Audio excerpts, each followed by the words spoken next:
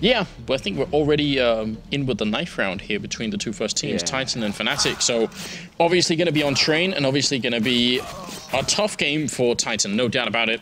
Definitely Fnatic are the favorites, but it's best of one. Yeah. Fnatic, you know, they did take a beating at PGL by TSM. Well, and everyone else did too. TSM, VP, you know, actually they lost to VP on train, so that might be sticking in Fnatic's mind. I think the big question right now that everybody's going to be asking is whether it's Pronax that's calling or if flusha still has the reins of the team, if he's the one still calling the shots. Because that's going to have an influence. I'm not a huge fan of flusha calling personally.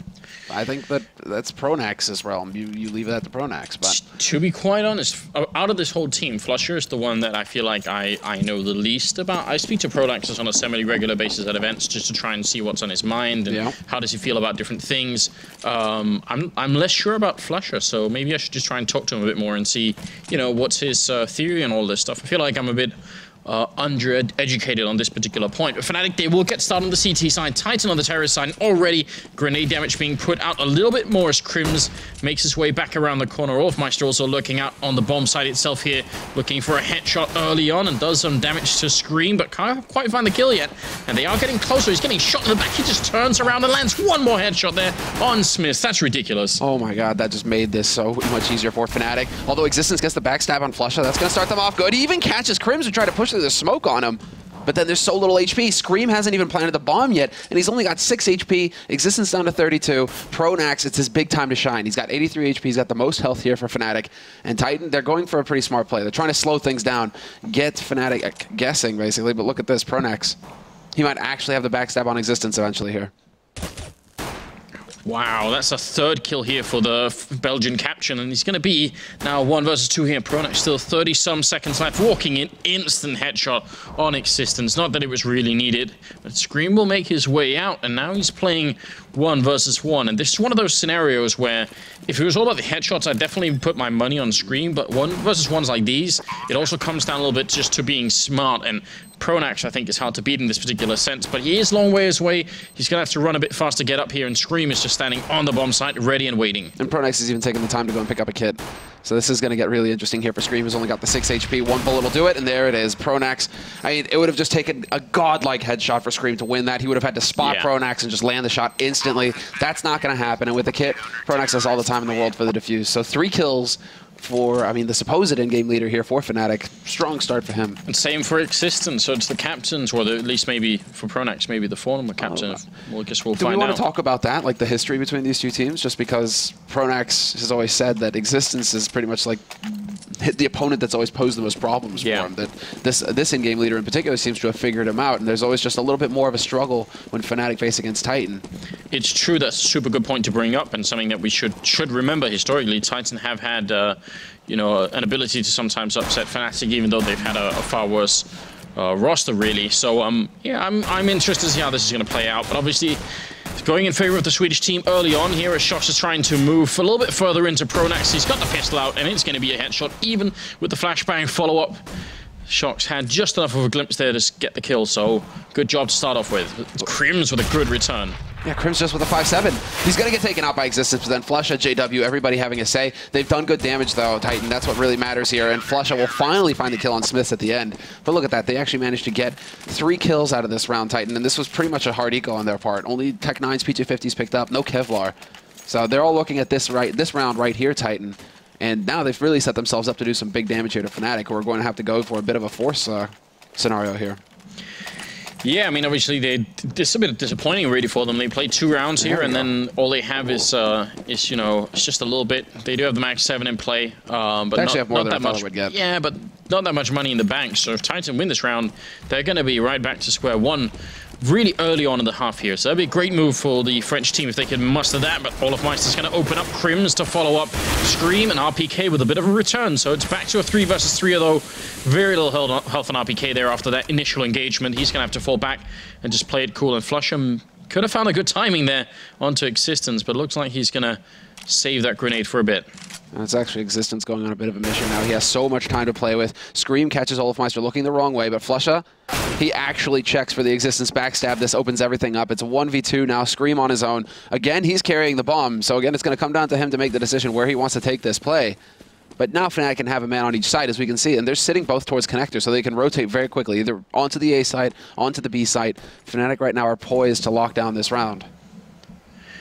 40 seconds. He has the bomb, and he's got health for it, and if they try and fight him early on here, I mean, Scream is definitely capable of winning these kind of fights. Again, headshots, that's where he does a lot of work, so if they make the mistake of fighting him, then it might turn out in his favor, but they are just playing this super safely. They want to make sure that he tries to put the bomb down, and as soon as they hear those beeps coming in, then they're going to put themselves in position. This is really tough. They're actually playing it so that it's very hard for Scream to do anything here.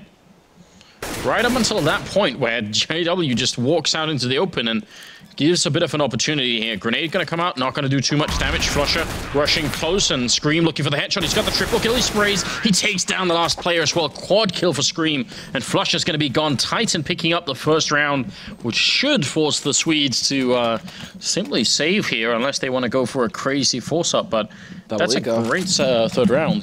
They're dancing on the edge of the double eco, and yeah, Fnatic are going to go for it. They're going to commit. And so it's going to be CZs. Wow, quite a few CZs now. Just Crims with the 5-7 rather, and then JW with the 5-7. But yeah, I rather with the Swag 7. That's just going to really rattle Fnatic, who aren't super confident right now. I mean, Flusha himself was on Twitter just the other day saying, you know, I'm so tired that we're struggling with this game. Put it nicely. But that's the issue right now, is that Fnatic are lacking confidence. So if they lose those kinds of clutch rounds, a 2v1 like that, that's definitely going to hurt them. Yeah, it's weird. This is probably the team that has the most confidence out of any in the scene, so it's a bit weird to hear that. This round is a completely crushing one in favor of Titan, just shutting down that B-bomb site early on. 3 kills, although it is bringing him back a little bit here. Olofmeister and Pronax picking up a kill each, and Pronax finally going to fall down, which is going to leave Olof all the way still in B here, ready to see if he could catch anyone else sneaking in. He's going to get the Galil, but now 1 versus 3, so after an initial engagement, it seems like it was Titan coming out on top after all. Yeah.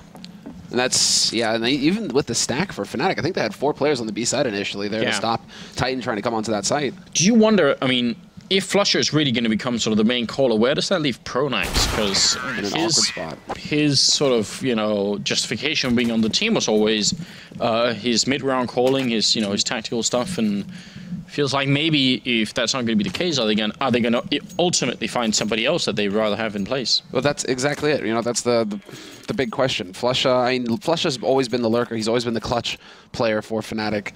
Pronax is just this. He's one of the highest impact leaders this game has ever had. I mean, the guy comes into Fnatic, and they're the first team to win the major, and they're the only team to have won 3 majors. Pronax has 3 majors to his name, so for them to doubt him is just mind-blowing in my opinion. And I mean, really, if you just want more fragging power, then you're going to have to go for a player like Dennis. You're going to have to go for somebody else and get another Swede involved, because Pronax isn't about the top fragging. Pronax is about outthinking his opponents, being prepared, doing the hard work that gets you ready to win best-of-3 series. Yeah, but what's weird is that I would still say that even if Pronax was alone, in a 1 versus 1 or 1 versus 2, I wouldn't be like shocked if he pulled it off. He's still a very good player. So I don't know. Maybe I'm just fanboying a little bit here, but I feel like it's going to be hard to replace him. But obviously we don't know what's going on internally, so it could be really hard to guess at. Titan just completely crushed Fnatic in that round. It was pistol, no armor as well for the Swedish side, so no big surprise there. And we'll see if they can continue on here, as they have picked up the round lead and leading into the 6th round here. Fnatic, they bought whatever they could, but you can tell there are no Molotovs in play currently. They've basically broken the whole bank to do this, so they need this win. Otherwise, Titan would be off to more than just a good start, I'd say, on this first half. It'd be hard to stop them afterwards, actually. Yeah, and I like this fate coming up from Titan right now. See Fnatic using a lot of their nades to get in. Existence, unfortunately for him, just walks right into Olofmeister. That couldn't have been worse, but they are going for the A play after all. Fnatic, rotation is going to be coming out, and even a smoke put up just to allow for the guys to get out of link. This is going to be interesting. Now, can Titan brute force their way onto this site? Because that's what has to happen. Sharks is making his way in. He's going to get the 1 kill. Spots a guy up and sniping SB. He's being shot in the back. Ends up dropping down JW, and then Olofmeister with a double return. It's Scream getting 1, turning around, getting another one. It's a triple, and jumping out of the window. It's going to be Olofmeister with a quad kill. What a way to end that round. It couldn't have been better. That was true SWAT style, wasn't it? If only it had like the rope and ladder and just come charging down. And Shoxy even spotted him up there. Scream knew that there was a man playing sniper. He had to get these kills right here. The second one is sick, but that third one, Pronax going for the peak is one after another there for Fnatic. They didn't have that perfect timing, that kind of crossfire that we're so used to seeing from them. We're used to seeing these guys peak together, work together to get the frags and establish crossfires. And yeah, it's not every day that you actually see them give an opponent a chance to go for a big play like that. I mean, that and Scream currently 11-2-3. He's really on form. If he got that 4th kill, that would have been truly something. I still wish we could have seen that from like multiple angles, you know. We need like the slow-mo matrix speed and then, you know, pivot around and see how that actually worked out. Well, 7th round is coming up, and obviously Fnatic still broke. Titan just enough money to buy this round. If they can win it, then they're going to have, once again, a big lead here, and they trade favorably in that entry now. Olaf's trying to get a little bit closer. He won that last round for them, and even while flashed, he picks up a kill. Smith's going to get the one with the AWP, looking for a second one, too. It's going to be JW. A third one, he's going to barely miss it, and then Shox has to come in and try and help out here. Olaf fighting, and he's a little bit too exposed. Goes down, Pronax to follow. Shox to end the round. He heard Scream's calls down there. It's like, I need help. I need help me, brother. And, you know, that's it. For some reason, I had like the John Cena theme song going through my head with Scream, where he's just like runs up and just like shoulder slams. I don't know, man. I don't know what's going through my head right now. But it is really hard to be on the internet without, you know, seeing that meme all over the place, though. John Cena! Yeah. So I was thinking, holy hell, you know, Titan actually play with the AWP, and they're expecting to be able to get a pick off of that. And they're like, nah, actually, we're just going to rush out onto the site. It was so key that Smiths actually managed to get something done with that AWP afterwards. Looked like the 3rd kill was almost landed as well there. So, I mean, he did a really good job.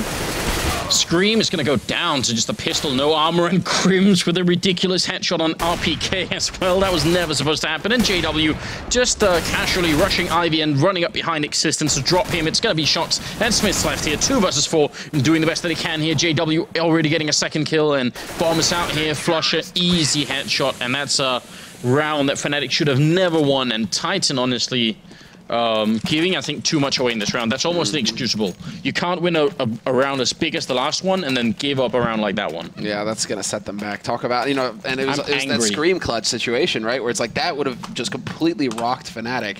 Now we're experiencing exactly that for Titan here, where all of a sudden they're like, yeah, we've got this. We got their backs to the wall. They're going to be pistol eco. This is sick. We're going to farm rounds. And then Crim's just like, boom, no fun allowed on this server. You are not allowed to get away with this. Yeah, I'm disappointed, I've got to say. Holy hell, double nade. Shox down to 4, RPK down to 3. That hurt. And I thought for a second we would see like some kind of flash kill. It would have been beautiful, but instead it's just Crims picking off the easy kills here. It's a 4th one, looking for the last one. Just another click here, and Scream might be going down the same path here, but he's trying to see if he can make it out. Takes a bit of a fight with Flusher and goes down. Those early kills from Crims there were just so easy. You're right, they were down to 10 health and he just clicked a couple of times and that was it.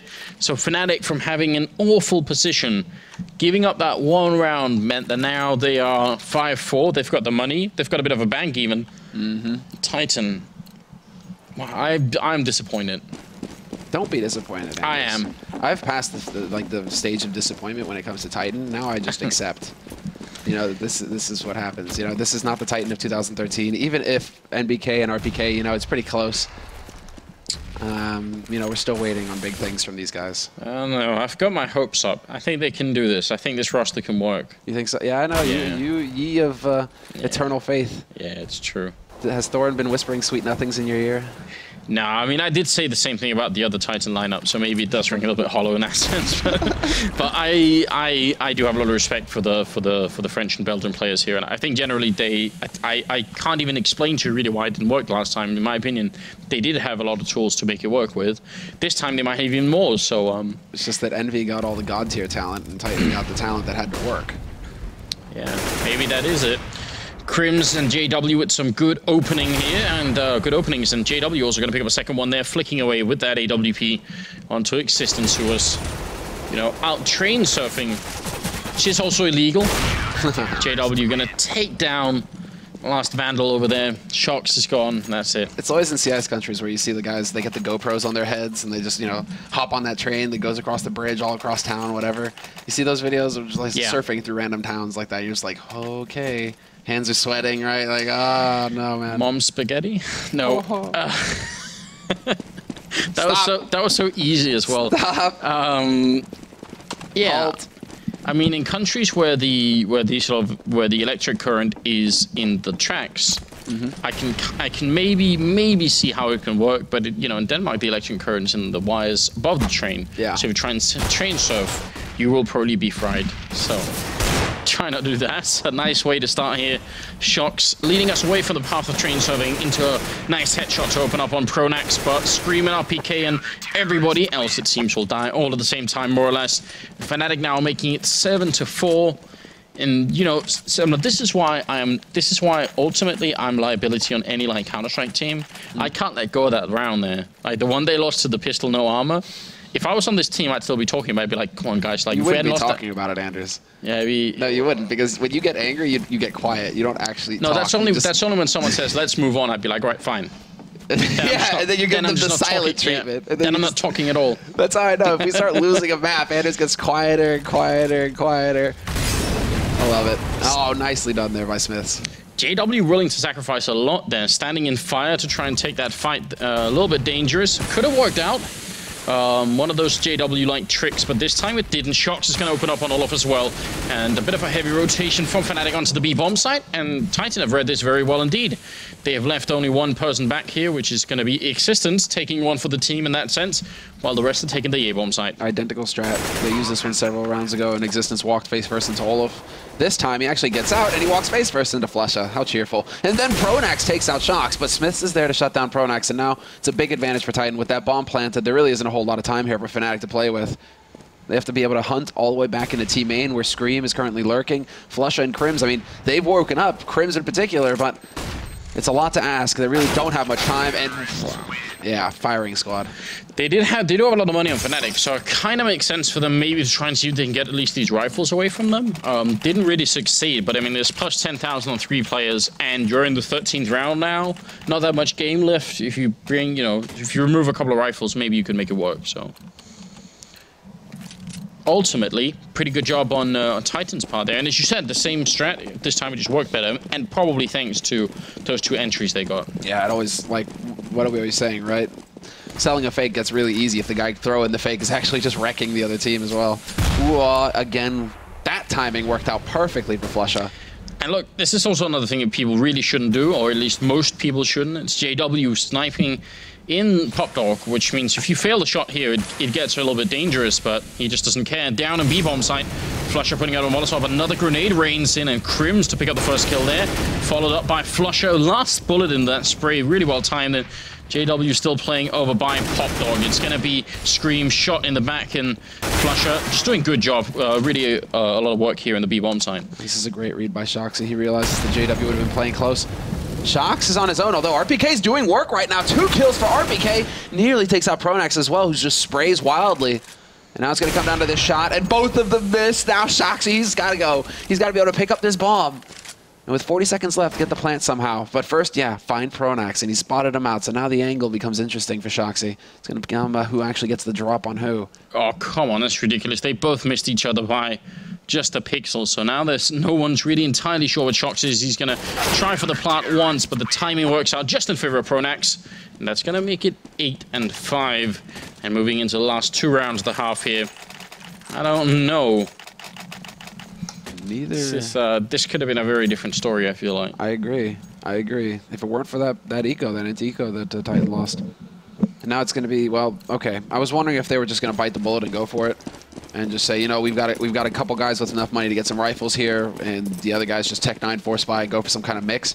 But they're going to play it all in the last round here, Titan. They go for a bit of a quasi here. They have a couple nades to work with. It's going to be a very fast rush straight into Alley, Ivy, however you want to call it, and Pronax gets caught with the flash in his hand.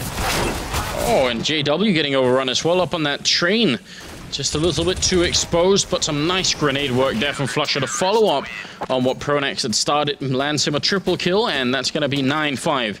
15th round is coming up now, and we'll see if Titan, if this, you know, if the lack of forcing it worked out in their favor or not. Ah, thank you, Alpha Bill. So Flesha's confirmed on stream that Pronax is calling, and will do so from now until eternity. Oh. So there we go. Finally, he's come to his senses. Eternity is a long time. It is a long time. But I'm down with Pronax calling. Just give it back to Pronax, please. I'll hold on to what I wanted to say anyway. I still want to, like, learn more about Flesha. such a quiet person, you know. Need to do more Flusher type interviews. Pronax, Olofmeister, and JW open up here. This is the final round of the half, and Titan are getting destroyed trying to get into this A courtyard. Not a chance in hell. It's going to be JW with a double and Pronax with a double, and we're going to end in 10-5 in favor of the Fnatic team. That's right, Anders. Gives us more time to talk about that one faded round there, Semler. You know, can rub it in. Just let it go, Anders. I can't. You have to forgive him. I don't want to let it go. I mean, like, the thing is, though, it is really just Crims, right? You have, like, Crims and Olaf. Sure, they had a few eco frags, you know. This is how long. This is how long I can hold on to a round, all the way, like way a long time ago. I played on a team called Factory.dk with a K. Okay. Because I don't know why. Why not? Later turned into a much better team after we left. Don't know if that was the reason why, but it actually ended up being like a halfway decent team. Anyway, we had like one horrible online match. We were playing Inferno, and what happened is that the terrorists had to go back to pick up the bomb somewhere, and they couldn't possibly do that in time. So we had won the round. We had one guy left. Our CT guy was left alive, just trying to wait out the time, and he was hiding in underpass on Inferno with a USP, and he hadn't reloaded his gun because we were afraid, you know, that they would hear the sound or something. Sure. So he had like 6 bullets left or something, and they run past him in towards T spawn where the bomb is, and I don't know why they were trying to pick it up. They had no chance to do it, and my friend, he fired like 2 bullets, and they just turned around and killed him. And we just forever since we've been like, do you remember that time when you gave up that, and then, you know, they won the game because of it? Like, it was like, you know, 14-14 or something. Oh my god. It's the worst thing I've ever tried. We were actually, it was so absurd. I have ever tried. Yeah. Were you the man in underpass? No, I definitely wasn't. I definitely wasn't. But ultimately, we actually just ended up. It was so ridiculous that we had to laugh about it. It was. You couldn't even really get angry. It was so funny. I could totally. You know, you're saying that right now, but I could totally see you getting pretty salty. All right.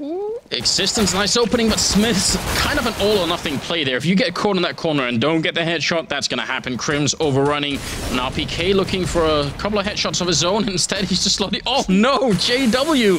What are you doing? I think RPK tagged him off enough that he fell to his death, which is a horrible way to die. And Pronax is going to be alone here, taking up 1 kill, a little bit of a pop flash over as he charges out of the smoke, right into Scream's headshot there, and that's going to be the round. He did a Pyth. I was about to say, but he didn't have a negative on him. He did not have a negative. So that's, you know, he kind of went there. But, oh yeah, I guess RPK is the hero of that round. Certainly. Getting those two, he didn't get the kills, but he got them so low that afterwards it was pretty much a done deal. You know how StarCraft has like the spoon Terran? You know, maybe RPK, yeah, you know, maybe RPK's like, you know, the spoon pistol player slowly chipping away. It's like one dig at a time with that USPS until he whittles them down. I could see him being a spork. You know, he can't actually do enough damage to you, but you know, he will get the job done eventually. Slowly. It's not going to be quick. I'm curious to see if this is going to be a quick play here. There's the flash to clear in case Smith was holding close again. RPK here with the MP9, though, should have a field day, but as I say it, Olofmeister just wipes him out, and now it's going to be Smith's long range with the MP7. He's not going to be able to hold the line, and they should be able to get a bomb plan out of this situation. This is ideal for Fnatic. Back-to-back plans means they can do whatever they want in the next round. They've even done a fair bit of damage here. You see Scream had to fall back. Smith's also a little bit low. Existence actually has to show up here and try and see if he can finish this round. Crims is going to go down, so pretty good job, I think, from Titan, actually. That could have gone horribly wrong. If they had lost Scream or Smiths or both, that would have been obviously very bad indeed. Those wires. Still there, just checking. The umbilicals. Yeah, they're a bit... When they were first implemented, they looked pretty creepy. Like, yeah. I was wondering if we went, you know, if it was CSGO based in Japan, or like... Have we gone too far? Have we? Has science gone too far? You know, this is the devs. You know, they're trying to appeal to that Asian market. Yeah, there we go. That's perfect. That's what we need. All right. Well, 7-10, and still a sizable lead for Fnatic. I would say they just need 6 rounds here on the second half, and due to those bomb plants, as you were pointing out, they have the money to buy. So we'll see if they can put together a good round here, as Smith does have that AWP, but Shox has actually held on to the MP9, and that was a good choice, it seems. And I'm amazed that Crims decides again to push through smoke. That's the second time he's got shot in the face so far. They are going to be able to get the flank here on the man holding Alley. That's Smith's gone, and now JW looking for a target. He's worried about the guys coming out of connector, and he gets the drop on RPK and takes out Scream at the same time. Down to Shox, and he does drop the bomb carrier, but then with no HP, he's forced out into the open. Fnatic, and it is the ace, you're right, for JW. Wow. That was very interesting. I mean, it happened so fast as well for JW. Especially those 2 kills when they sort of lined up for him. That was some good spray transfers. He just kept spraying. And Fnatic now 1 round closer. Look at this stuff here. He's so ready as well for the 3rd guy to come around, or the 5th guy if you want. So pretty good job there. 7-11. And Titan back to pistol and no armor. Yeah, and a long, long road ahead of them. If they want to get back into this, they're going to have to come up with a Fnatic round, basically. And you'll get to harp about, you know, Fnatic then, Anders. They'll try and shift your attention over. But we need some kind of pistol round win, an eco win, and Smith's getting the headshot on Olafmeister, manages to pick up an AK as well. That's standard Olaf. He loves to go out through team main like that, get out into the A site and try and lurk about, but it looks like Smith's is going to be the one to get the drop on him this time. Yeah, he's coming up from behind, but only with a pistol. It's still going to be quite a difficult task ahead of him here. He's going to get the 1 kill. He could have shot down Pronax before that bomb went down, but he's going to go for the no-scope kill on Crimson instead, and this is working out very well indeed for Titan. Flusher going to be alone now, 1 versus 2. And they have an idea about where he is as well. They're going to be close, and Smith just takes care of business. That's going to be the round. They've got plenty of time for the defuse as well. Big turnaround. Well, there you go, Anders. Yeah, but I would say that this is a slightly more forgivable round for Fnatic. It's a bit of a shame that they weren't aware, but obviously Existence coming up from behind like that is much better than what Titan did on their side, which was just plain walking into the A-bomb side and getting killed 1 at a time. You know, flanking from Pop Dog like that, it is a big gamble, but when it pays off, you see how big the impact is. So yeah, that's true. I'm more willing to forgive Fnatic for this one than I am Titan for the first round. Clearly not biased. Yeah, exactly. Clearly, yeah. We'll let it slide this time, Anders. But yeah, I mean, that's the kind of round that basically Titan really needed here. And Fnatic, because they're so consistent getting the bomb plants, they do have quite a bit of money to work with. So they do actually have the money for some AKs. Now I'm curious to see if Olafmeister is going to keep trying to push outside, but no, he's changed it up. He's decided to take his fight over to Alley instead, so they're split up at Fnatic all across the map, just looking for that first pick, and Existence nearly gets taken out already. Existence pushes forward, though, takes out Crimson. There we go. JW with the backstab. Scream, though, there to shut down that A site. Yeah, a bit of a flashbang on out. Scream trying to buy some time for his teammates to get here as well as RPK picking up a kill. Shox flashed out on the back lines here. They're playing 2 versus 4, and they could easily afford to just play this one safe. They don't have to commit to any kind of fight. Just wait for Pronax and Olafmeister to try and find a bomb site, which they're going to have to eventually. Pronax having the bomb currently and turns around just to get shot by RPK, who also takes down Olafmeister. Nice round here from RPK. And immediately swaps over to that AK. Curious to see who's actually still holding on to the M4A1 still, because now we're starting to see some guys drift back towards it. So it's fun to see that the silenced rifle hasn't been completely forgotten, although you do tend to pick up an AK pretty quick, I guess, if you get the chance. Well, you know what's really changed since we were here last week? Yeah. The Zeus. I know. They finally nerfed it. I saw so you. Happy. I saw you. Almost crying for pure joy on in the Twitter hotel room. that it was that it had finally happened. I might have kicked my feet in the air. I mean, I just feel bad for Renegades. Like that round where they got double Zeused. It's just stuff like that. What could have been, Anders? What about that travesty? Had never happened. What about me though? What am I supposed to entertain myself with now? Could be Scream's headshot. Those are quite high entertainment value as well. This is going to take down the first kill. There it is. No armor and pistol here for Fnatic, so it should be an easy round. And Titan are playing this one very defensively. Yeah, they are. They're just making use of the rifles. This is textbook stuff from Fnatic, or rather from Titan. From Fnatic as well. I mean, Fnatic are just trying to, I guess they were trying to lurk the bomb up here. But Smith's, unfortunately, that was the first kill of the round. So Titan, they don't have to push anywhere. They know exactly where the bomb is, and they have their opper sitting on it. So long as they protect the opper, Fnatic are just going to get whittled down. I feel like this kind of scoreline is exactly what Titan should always be aiming for, with sort of Scream and Shox and whoever else doing the work, and then Existence, not out of the game or anything, but just a little bit lower on the scoreboard. He's not supposed to be picking up a lot of really, really big rounds, so... Which is curious, because hasn't he, kind of stated that he's putting... Well, it seems, at least when we watch some of their games, that he's putting himself in roles that are meant for fraggers. Yeah. So he is putting himself more in a forward position, but still, I mean, I don't think he shouldn't be aspiring to eclipse people like Scream and Shox. That would be a little bit too much. But, you know, 9 kills is still pretty decent here at the second half of the game. Existence doing a little bit of early damage onto Pronax and Smiths all the way in the back lines with that AWP. This is really fun. Oh, shots going through, but Smiths is there in position, takes out Flusha. It's definitely going to be frustrated. Smiths taking out Pronax as well. Crims will get the spray down on RPK. So that's opening up this B site a little bit, but there it is. Existence had to get that kill on Olfmeister. He fails to do so, but Smiths continues to hold the back line with the AWP. He's hitting shots today, Smiths. This is really good to see. Yeah, might get a 4th one here. Flick not going to connect this time, but Crims is holding C connector here. It's going to be Shox going down. Walked right into that one. Really great angle from Crims. That's not so easy because he was sort of coming down the stairs there, so it must have been a little bit hard to predict exactly where that headshot was going to land, but works out just fine. Olofmeister making his way into the bomb site, at least trying to. Nice use of that architecture there. Now he's going to be putting down the bomb, but they're both on the bomb site. A little bit scary, especially with a guy flanking from behind in Smiths. Yeah, that was it right there. Scream taking out the one, and now it is going to be down to Olofmeister, and he has to realize that Smiths is at his back, but of course he has no way of knowing. He literally backs right into Smiths. And a quad kill for Smiths in the round. Look at this angle. He's like in the door. He's melded. Yeah. It's like that horrible scene from The Fly, where he gets eventually doesn't he like teleport with like the teleporter door as well, so everything gets really bad. Everything gets really bad. Have you seen The Fly? No, I'm actually drawing a blank on this one, man. Alright. Is it the black and white? Is it black and white? It's the one where he has he's built a teleporter, and then bad stuff happens. It's I don't want to ruin the plot line. It's really good film. You should see it. It's really old as well. It's very good.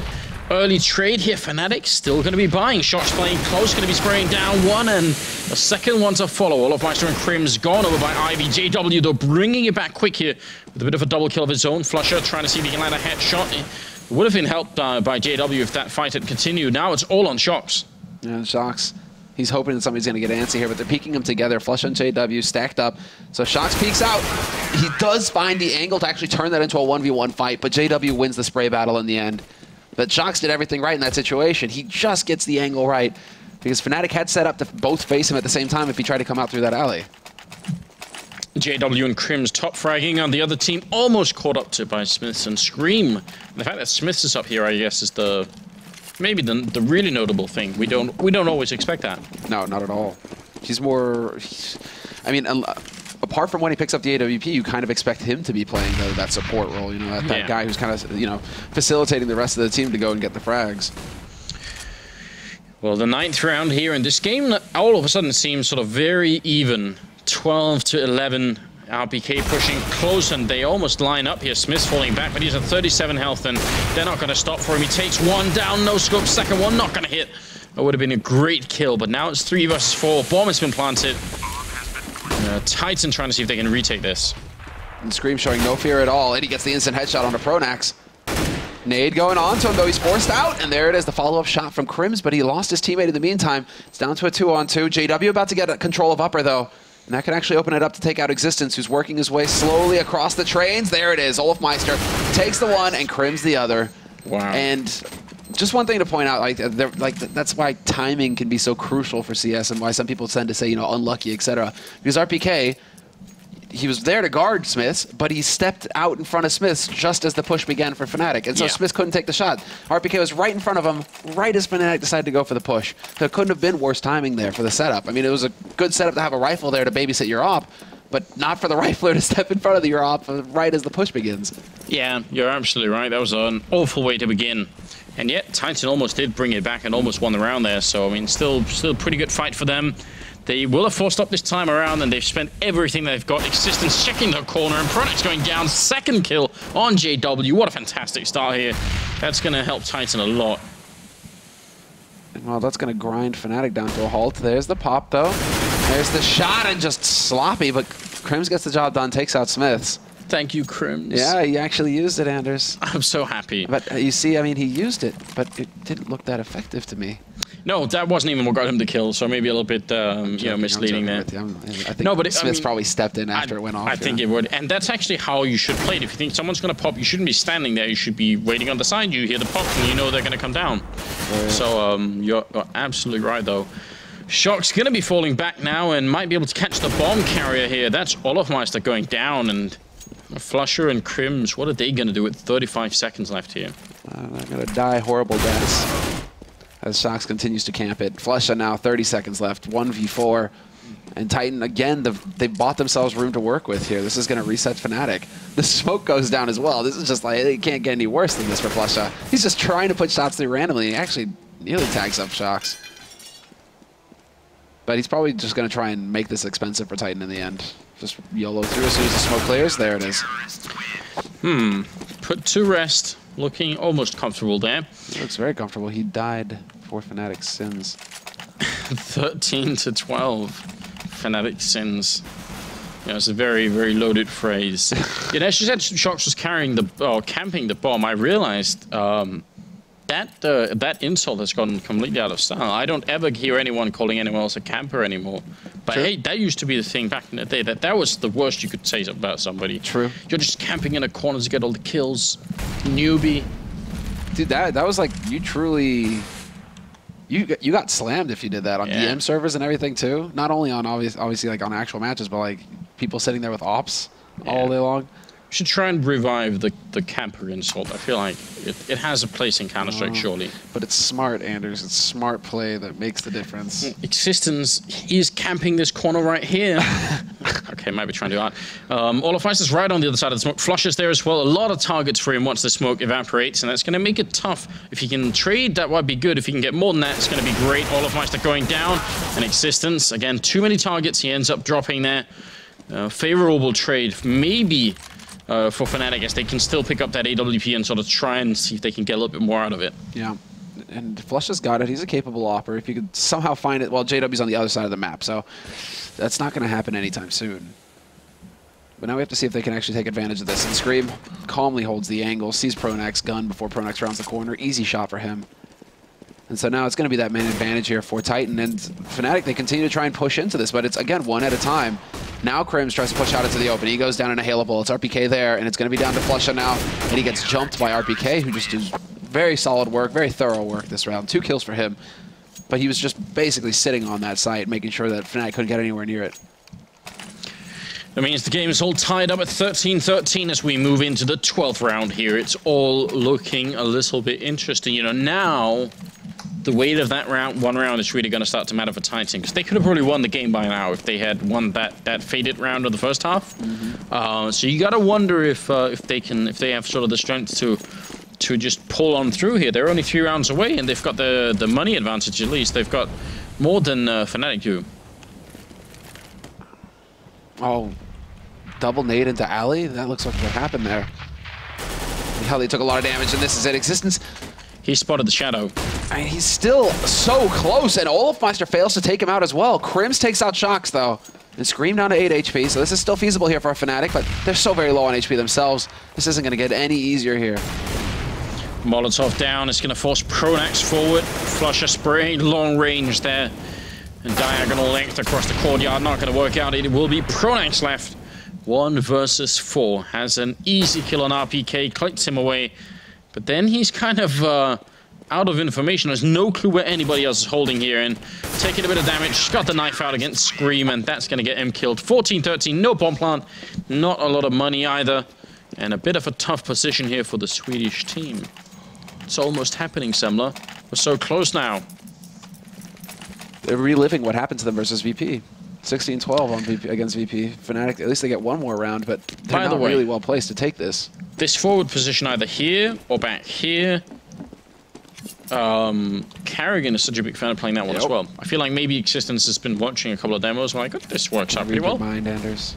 You know, have you noticed this? That Olofmeister's usual positions, Cobblestone Plateau, I mean, Train right there. Kerrigan usually plays those as well. Yeah. Or at least, you know, gets really good at imitating Olofmeister, if anything. Oh. Smiths, he gets the kill, but now he's trapped in this corner. Grenade on through. It's going to be dropping him, so a bit of a shame again.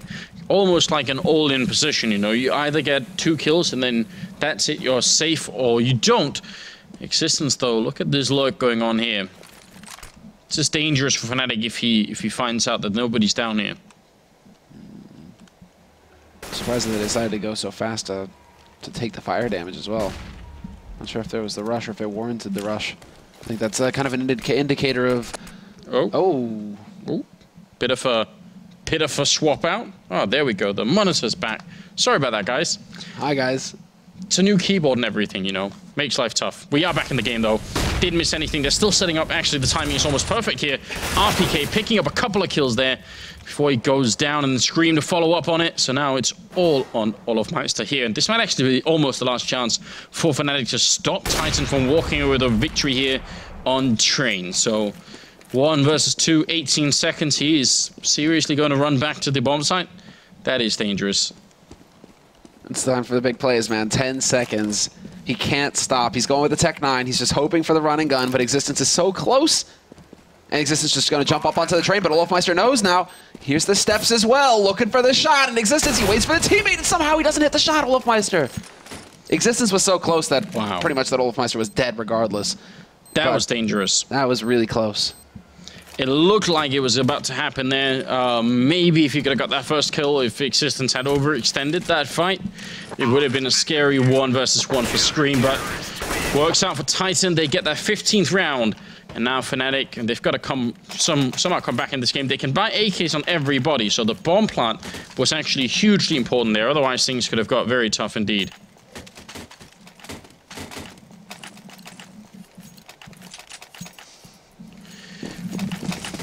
Well, see where we're going to head off to here. Right now, it's 4 AKs, 1 Galil currently.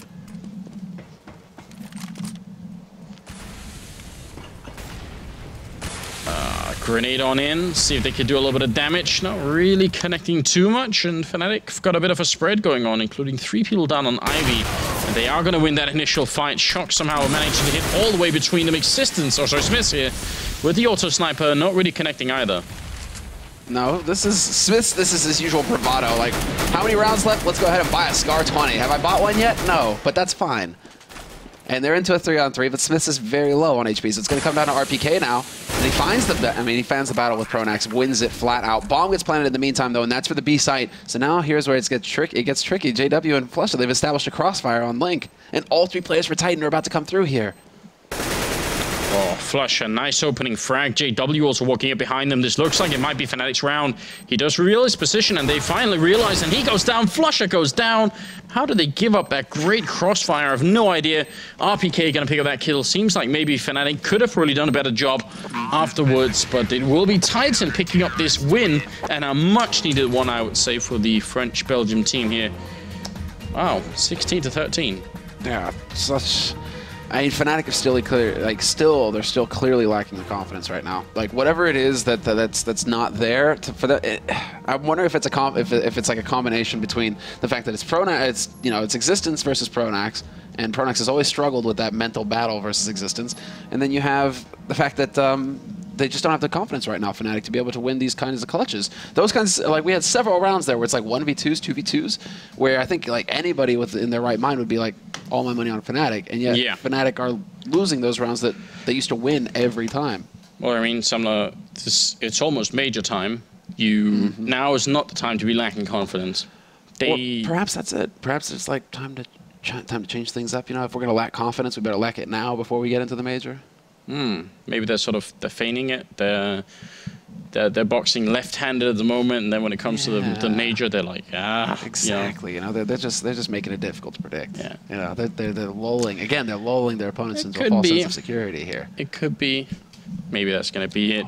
Look, guys, we do obviously have 3 more games coming up for you this evening, and they are really good ones. I think Titan are taking on TSM next, if I'm not mistaken. So, from one really tough battle into maybe at this point in time, maybe even a tougher battle. It could be. If Scream hits headshots like that, anything's possible, man. He's just dominated Fnatic. What was it, 11-2 his scoreline at the beginning of the first half? Something like that. You know, that's not too shabby versus, you know, some of the best aimers in the world. But TSM right now, I mean, you're talking Device, you're talking Zipnix right now, who's just doing massive work for that team. Absolutely true. It's going to be sick. If you guys have missed anything either from this, which is the 4th week here at the Pro League, or from some of the earlier weeks, then definitely go and check out the Score Esports. Also, download the application on your iOS or Android device, and you can be kept up to date with what's happening. If you missed some of the games, you can check it out. What the score was, obviously, and also different articles on all kind of cool things. So definitely go and check it out if you haven't done it already. That's pretty much it. So we're going to have a bit of a break here, just a couple of minutes before we move on to the next game. So stay with us. It's going to be Titan and TSM coming up next. All right. And if they win it, you know, that's icing on the cake, right? But you know, TSM right now, they need to get over that semifinal curse that they have going for them. They need to get that final at least. So, yeah, I mean, they got out of it once and then they fell back in again. Yeah, you know, they were out of it for a while. They were making finals. They were, and then suddenly they were out of it. So probably just a bit disappointing there. Now it is going to be on overpass here. TSM winning the knife, probably going to get started on the CT side here, which will leave Titan on the terrorist side as we're heading into the game. Obviously, best of one here for the ESL, ESEA Pro League. So big welcome to all of you. Thank you very much for joining us here this evening. Got another 2 games coming up after this one, so it should still be a very exciting evening. I'm actually really looking forward to seeing Dignitas and Mouse Sports at the end, because those are 2 of the teams that finally did qualify for a major. They're going to have a lot to prove, I think. At the buy here, Titan, 4 armors and just some flashbang and a smoke here on Existence. I was getting a little focused on that just to see. Okay, then. Right. Well, then. It wasn't with the Deagle, but that works too. Dupree with the USP taking out RPK in the blink of an eye. Yeah, and afterwards they were literally just, well, let's go home then. I mean, we don't need anything else. We got that kill, now we can just fall back and play it safe. And they're not wrong either. And they are playing very safely all across the map here, not giving too many openings anywhere for any kind of way back in for Titan. Yeah, Zipnix, I think, oh, he might not have spotted the bomb there, but Cajun with the follow-away shot takes out Shock. Smoke goes up onto short as well. Basically stops Existence from getting the punish, and now Scream, Smiths, and Existence, the last 3 alive here for Titan, and they're running again. Okay, well, we can't go A, but we can't go B. So, Anders, where do they go? Where's C? I mean, it's actually been talked about a couple of times what would happen if you had like a 3rd bomb site or something like that. Obviously, be completely impossible to defend, but yeah, not going to be on this particular map. Dupree looking for an opening, headshot on Scream, who was already dropped very low indeed, and Smith's in Existence trying to see if they can somehow crawl back into this bomb site and maybe get the bomb down. Smiths, if you win this fight, maybe gonna win the one there. He did land a headshot on Cajun down to 1 health, and that is gonna be all that they could do that one round there. So just a lot of, you know, running back and forth and trying to see if they could, you know, make TSM make a mistake, I think is the most. You know, if you run up that connector and run back down again, maybe someone's, you know, snuck up behind you, maybe you can get that kill. But that wasn't going to happen. Yeah, exactly. They actually, I think Cajun was feeling a little frustrated towards the end there just because they ruined their perfect round. I mean, it was a near perfect pistol round for TSM. I think Dupree had only taken like 6 damage or something, so they were set up to just completely crush Titan. At least Smith is able to put up a little bit of a fight, and now we have a bit more of a YOLO approach going in. Bit of the flash there to start. P90 in play, and Zipnix just going to hold down Mouse 1, and the crossfire is established with Kerrigan coming out of connector. He takes out Scream, and it's going to be down to Shoxy and Existence, the last 2 alive, and now just Existence. Wow, they just swarmed him, TSM. There was nothing that Titan could do once they got caught in that grinder. Yes, that's very unfortunate. Not even a bomb plant there. They had invested a lot into that round, having failed to put the bomb down 1st round. They failed the 2nd round too. 3rd round coming up, they're going to have to go with just all Glocks here. Yeah, it's kind of how it works. They're broke. It's ugly. And we might just see more YOLO kind of out of them. Just get in there, run. Scream decides to upgrade. Okay, he goes for a P250. So 3 P250s, 2 Glocks, and TSM going for standard anti-eco sort of play. Standard play, period. Just get up there, start putting the pain down on Titan. Don't let them get comfortable. Yeah, very heavy presence up here, but they're not afraid to really stick around. I mean, they shouldn't be either. They've got all the equipment here that they need to take these kind of fights. Shox hoping that someone was going to sneak up from behind, but Cajun is pretty much just rooted in there, not going to move too much, it seems. Yeah, no, well, there's Device finally finding the kill. Thought that they would let Kerrigan kind of farm it, but instead Kerrigan will catch out Shox. And so a very, very solid first few rounds here for TSM. It's a totally different beast. They're just fragging harder than Fnatic. Like Titan, at least going up against Fnatic on Train, they were able to kind of trade frags, make the rounds close. It looked like, you know, they were kind of firing on, you know, on the same level as Fnatic. But these first 3 rounds from TSM have been pretty damn decisive. Everybody's just like hitting shots, and Titan don't really have a way to answer that. Not yet, at least. Now they have some rifles. Yeah, and now they need to. You're right. They need to start landing kills. Right now, it's only Scream and Smith who's picked up 1 each, so they definitely need a lot more than that for this to work out. Grenade going to bounce on in and tags up Shocks quite a bit, in fact. That's a nice grenade. That is a really nasty grenade. RPK going to be dropping Karrigan, though, and that's still a favorable trade damage for a kill there. It's a very clever grenade, especially when it comes to Xyp9x using it. As Device manages to take out RPK, because people might be crouching in the main pipe there watching Xyp9x, because Xyp9x loves to jump behind the wall to gather that information. So what you'll do is you'll just sit in that pipe and pre-aim that spot where Xyp9x would be jumping. Yeah. So Xyp9x, he can even take that in. It's like another level of mind game where he's just like, I know you know that I like to do that, so I'm just going to chuck a nade that's going to land right on you if you happen to be holding that angle. Oh, look at Device. He snuck up between them here. If they try and rotate out, actually, they're going to find Dupree and trade evenly. The bomb is dropped there. And nobody knows that Device is going to be here. So Existence, he's got literally no chance in this fight, and he ends up going down as well. And that is probably the round-winning kill there, even though, you know, Device, he got the double kill here, but that second one is a huge impact kill. Shock's now going to have to really run to make this work. He's on the top of connector here. He knows that he's up there somewhere. Has to go and pick up the bomb with this crossfire. I mean, how do you get out of that one? Yeah, you cross your fingers and hope you can hit some sick headshot. Shox is capable of that, but not this time. Not this time. But hey, at least everybody's got a frag on Titan's side. Everybody's on the board. Yeah, small positives, Anders. You know, that's, you know, you gotta look for the light at the end of the tunnel. I don't know. How does that work again? I mean, I don't know what they're looking for right now, Titan, but it's probably something better than this. I feel like if everybody sucks, that's not exactly a victory. This isn't communism, Samla. No? No. We're Europe, bro. Yeah, exactly. We're past that now. Stage is done. Dupree gonna be picking up a quad kill there, and the 6th round is coming up. Oh. No. Okay. Well, Smith had an impact with the AWP as soon as he picked it up on Train, even though I thought it was a bit touch and go. Now we have to see how they decide to build the round around him, because on Train, they gave him about half of the round to find a pick and then said, okay, you didn't find it, now we're just going to rush out, and then you're going to help hold the site.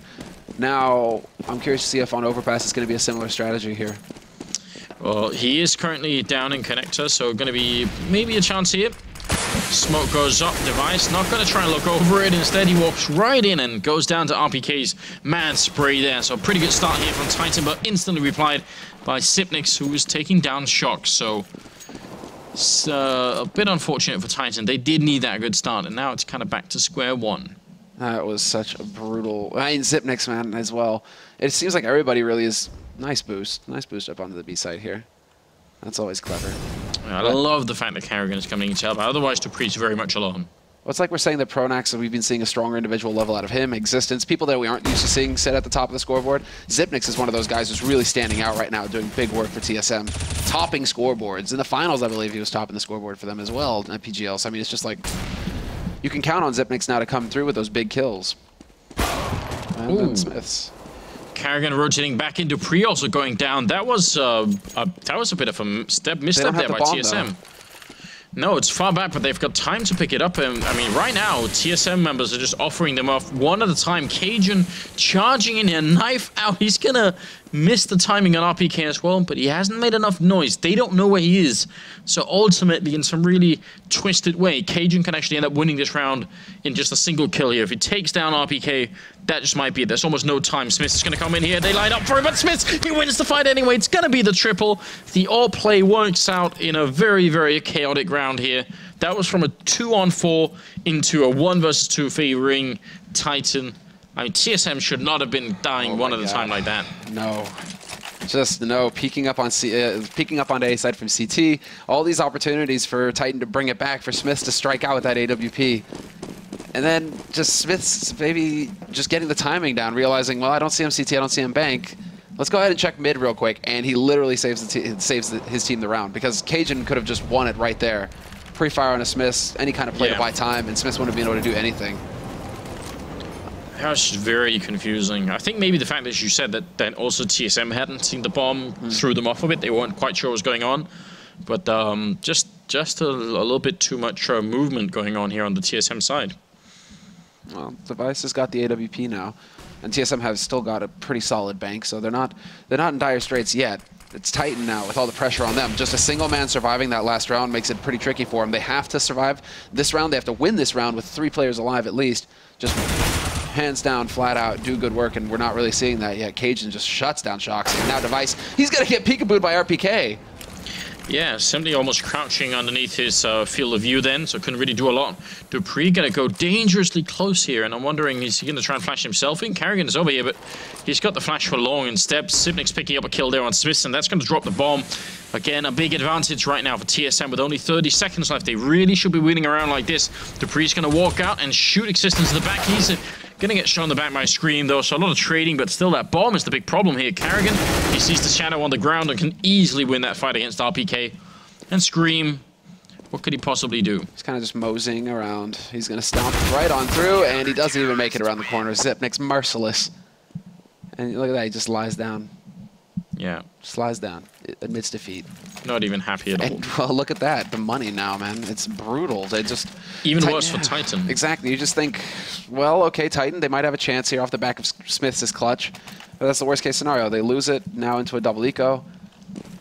I'd almost want to see them just go again for the Tech-9 buy. Just say, okay, we're not going to be able to buy unless we get a bomb plan this round. I mean, they won the one round that they have. It was only Smith surviving with an AWP, so, you know, so a lot of money gone right there, you know. Bit of a shame. And they seem to be kind of mixed up right now, Titan. I mean, they've gone towards B site, they've been smacked, they've gone towards A, they've changed up how they approach A, been going through mid, through long, and they just keep getting slapped everywhere they go. Shox never touched the ground, or he did, but he was dead by the time his corpse fell there. Device picking up a kill, and maybe a bit of an overextension from dupreeh. A pretty wide angle for him to peek meant he couldn't get back into a safe position. Device going to be walking out here. There is no armor on Smith, so a very hard fight for him to win, especially with flashes and grenades raining in on him. But he is in that corner, ready and waiting for it, and 3 people coming at him. Scream will somehow win that fight against Cajun. I have no idea how with a Glock, but he should be at his end as well, which is going to make it a round for TSM 7-1. He got the headshot there on Device as well. That was a little scary with that Glock. 15-2-5 though for dupreeh. Yeah. He was playing very well at PGL as well. Him and Device, I mean, so far so that, you know, Thorin was even tweeting like favorable thing about Device, saying, you know. I know, Thorin, but Thorin's always been a big Device fanboy, so I mean, take it with a grain of salt. It's the beginning of the Device era. Yes, I mean, Device is a contender for the best player in the world, no doubt. But he certainly seems to have like the raw skill set to make that happen. Yes. I thought Thorin was a Fnatic fanboy, though. I mean, we've got to keep perpetuating that one. Speaking of the devil, he's in the corner there, and he's going to get 2 decent kills. Scream landing a headshot on him, running with that Tech-9, but the rest of the team is there. The bomb's down as well, and Existence is going to drop, so Device going down, but that's pretty much it. Otherwise, TSM are off to a terrific lead here, and the money is looking pretty decent on at least 2 of the players. The other 3, still a bit low. I mean, that means Titan can still make this, they can turn this around, I feel like. I just love to see this aggression out of TSM, whether it's a buy round or an eco round. TSM are always at top mid right now, just taking a fight to Titan, looking for that entry frag. Looking for that first frag in the round that's going to grind it down for Titan, make them start working. Are you saying that like, again, the Danish envy? You know how mad they'd be if you called them that? Yeah, actually, that's... they would be so angry. You can call them that, Anders. I'll do that next time. That'd be funny. Look at this. Is Karrigan out of his mind? Maybe, as it doesn't quite work out. dupreeh's still up here, and I don't think they're expecting this many people. Normally, it's just dual aggression coming up that far on the map, so maybe as they kill the first 2 players, they're thinking, all right, that should be it. But then there's even more. Cajun still holding B, Sipnik's holding A, and again, very aggressively, which might be a good idea, because it's going to be a B hit. He's going to need to get here quick. Cajun looked like he had some time to take that shot. I think it clipped the side of the wall there. It did, but even then, even before he did that, it looked like he could have taken the shot. So I agree. Cajun a little lackluster as well in his performance recently. So, a bit frustrating to see. Wild spray, and he does actually man it. And this is a winnable situation for Zipnix. He's got a full set of nades. He's got a kit. Molotovs are going down onto short, but he has all the time, and Shoxy and Existence are down to so low HP. There's the flash to open things up. And Shoxy holding close. It's going to come down to the two of them. Smoke goes down. He gets spotted. Doesn't get the wall bang. Yes, he does in the end. But Shoxy's there to hold the angle, and Xyp9x not expecting him to be that close. Wow. A horrifying round. And again, Titan, second round they win, and they only have one person alive. So they're spending so much money buying here, as you guys can tell. They're just emptying the bank. This is going to be a tough game for them. If they lose now, they can end up being like 13-2 in this game. They can, yeah, exactly. They can just get hard reset. And look at the nades. They just don't have much to work with. And then TSM is still 3 guys at top mid again. This is so aggressive on the A side. Device going to be in here. He lands a shot that again goes right through the wall. RPK. And he runs into the green. That might as well have been a landmine. Just walks straight onto it. And he took a minimal amount of damage there as well. Oh. Xyp9x, yeah, there might be it, and there it is. Easy shot for him. Needs to win the second one. Shoxy's there to follow it up. But still, TSM maintain that man advantage. A single man alive on the B site, but a rotation is coming through. So if Titan continue to take their time like this, the defense will be solid here on this bomb site. Yeah, Dupree, he's still pretty far away, but the fact that there's 2 people still in B is a little bit scary. Kerrigan going to come in here and take the fight. Cajun there, what a perfect timing. But Scream with a nice double headshot in return, and that just might give them the edge here. Smiths and Scream left 2 versus 2, and they realize now where Device is. Can they actually get this bomb plant? Scream, a third headshot as Device just walks right into it, and now it's going to be all on Dupree. Walking up from behind, Scream looking to see if he could do a little bit more. This time he is going to fall back and play it safe, and that's a smart choice. Yeah, they play the angles now, that crossfire, and now it's just a nightmare here for Dupree to try and figure out where they're playing from. He's going to go and check short. That's what he has to do. Doesn't see them in pool, and now he realizes, ah, crap. Time to back off, try and hold on to the gun. And can he actually pick up an AWP? Is there anything valuable out here? I don't think so. Device died a bit further up. Yeah, and it was back there. Smith actually manages to recover the AWP that was dropped earlier. So Dupree, I mean, that was a sick round from Scream, wasn't it? that was the Scream show. But that was also so wonky. What happened there between Kerrigan and Cajun? Well, I mean, the initial timing was so good, wasn't it? Him peeking means, I mean, what could they possibly do? But then afterwards, it just falls apart. They just decide again to challenge on their own. 8-3 and moving into the 12th round here. And finally, Titan, even better, they survive with 2 members. They're on the up and up here. Moving on up, moving on up. I mean, they still don't have money, but at least they're able to get a full buy. At least now they actually have some nades to work with. The smoke goes down. Shoxy might just push right through it. He has the timing. There it is. Puts the shot out. Cajun decides to tempt fate. He's going to step out and loses the duel flat out to Shoxy, who's done his job. Doesn't even have to continue pushing if he doesn't want to. He does have his teammates here to back him. And as we can see, Xyp9x getting in position to take the peek behind this flash. Smith's full flash, and Zip, somehow he gets out. Wow, this is a very strange fight. I mean, Shox was down to half health when Cajun took the fight with him. So even with the FAMAS, he should have been in a pretty good position there. A little bit confused about why Shox actually came out of that fight. But now, looks like Titan might be about to do it again. RPK is going to be sneaking up here. The bomb is making its way the other way. And Dupree is playing close on connector. If he wins the first fight, he might be a thorn in their side, but RPK will shut him down.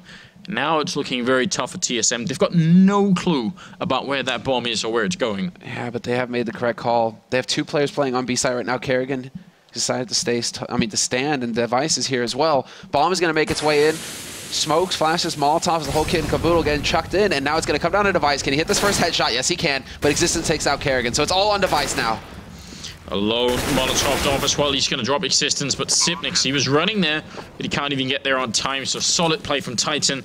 They survive with 1, then 2, now 3 members. Seeing like a pattern evolve here, Samler. Crazy. It's getting better and better for the French and Belgian mix. Soxy's going to ruin it for you by just waiting a split second too long. He's only got 2 HP. Don't do it, Shox. He's going to die with the bomb. I see it coming now. You know, I've memorized the bomb radius here on this map. I can draw it for you instantly. He's like, you know. You believe for a second and you were like, for a second, really? I was like, Anders, really? No, I don't know. Shox, don't do it. He's about as far away as possible. I think he had a pretty good shot now. But again, a solid round from Scream. And really, it just seems like Titan, it's begun the slow march back into this game. And now it's TSM who are having to ask themselves the hard questions. And, you know, how valuable is the pistol? Can I get a headshot with it? Where do we rush?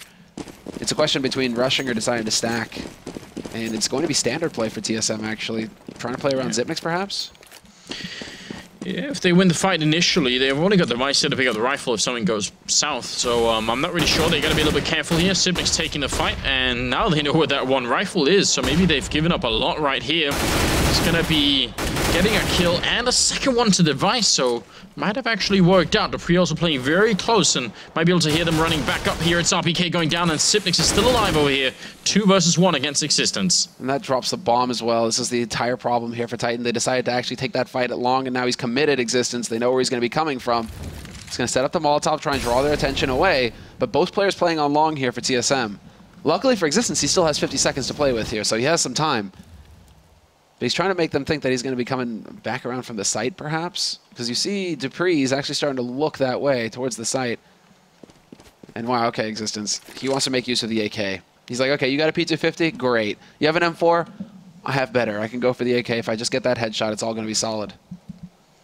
Now look at him running just when he's outside of the sort of audio range for them, and just comes back in here, takes down Sibnic. Still 30 seconds. And dupreeh has to get close to the bomb side. That's definitely the winning move here. If he can wait until Existence has to put down the bomb, that's going to make a huge difference. Look at the clock here, 20 seconds. He has to pick it up and then try and run back up here, and it's going to be 16 seconds to get there, which means he has 4 seconds to plant. All dupreeh has to do is just wait, and right now Existence is wasting a lot of time that he really doesn't have. He kind of has to give up on the round. That's it. So if he ran straight there with his knife out, by the way, he could get there and just put the bomb down, but then all dupreeh would have to do is stand anywhere nearby and it would have been over. So, yeah, good job there. Without even having to take a single shot. In the end, dupreeh wins. Okay, okay. I thought you were about to make some sort of, like, Gandhi reference or something. Like faster than... No, man. Faster than his own shadow. No, that's Lucky Luke. Lucky, do you guys have that cartoon? Lucky Luke, yeah. Lucky Luke, you have it? Yeah. The cowboy who's faster than his own shadow? Yeah, yeah. I mean, at some point they changed his cigarette to be like a piece of straw, because it has to be politically correct, and you can't teach the children about, you know.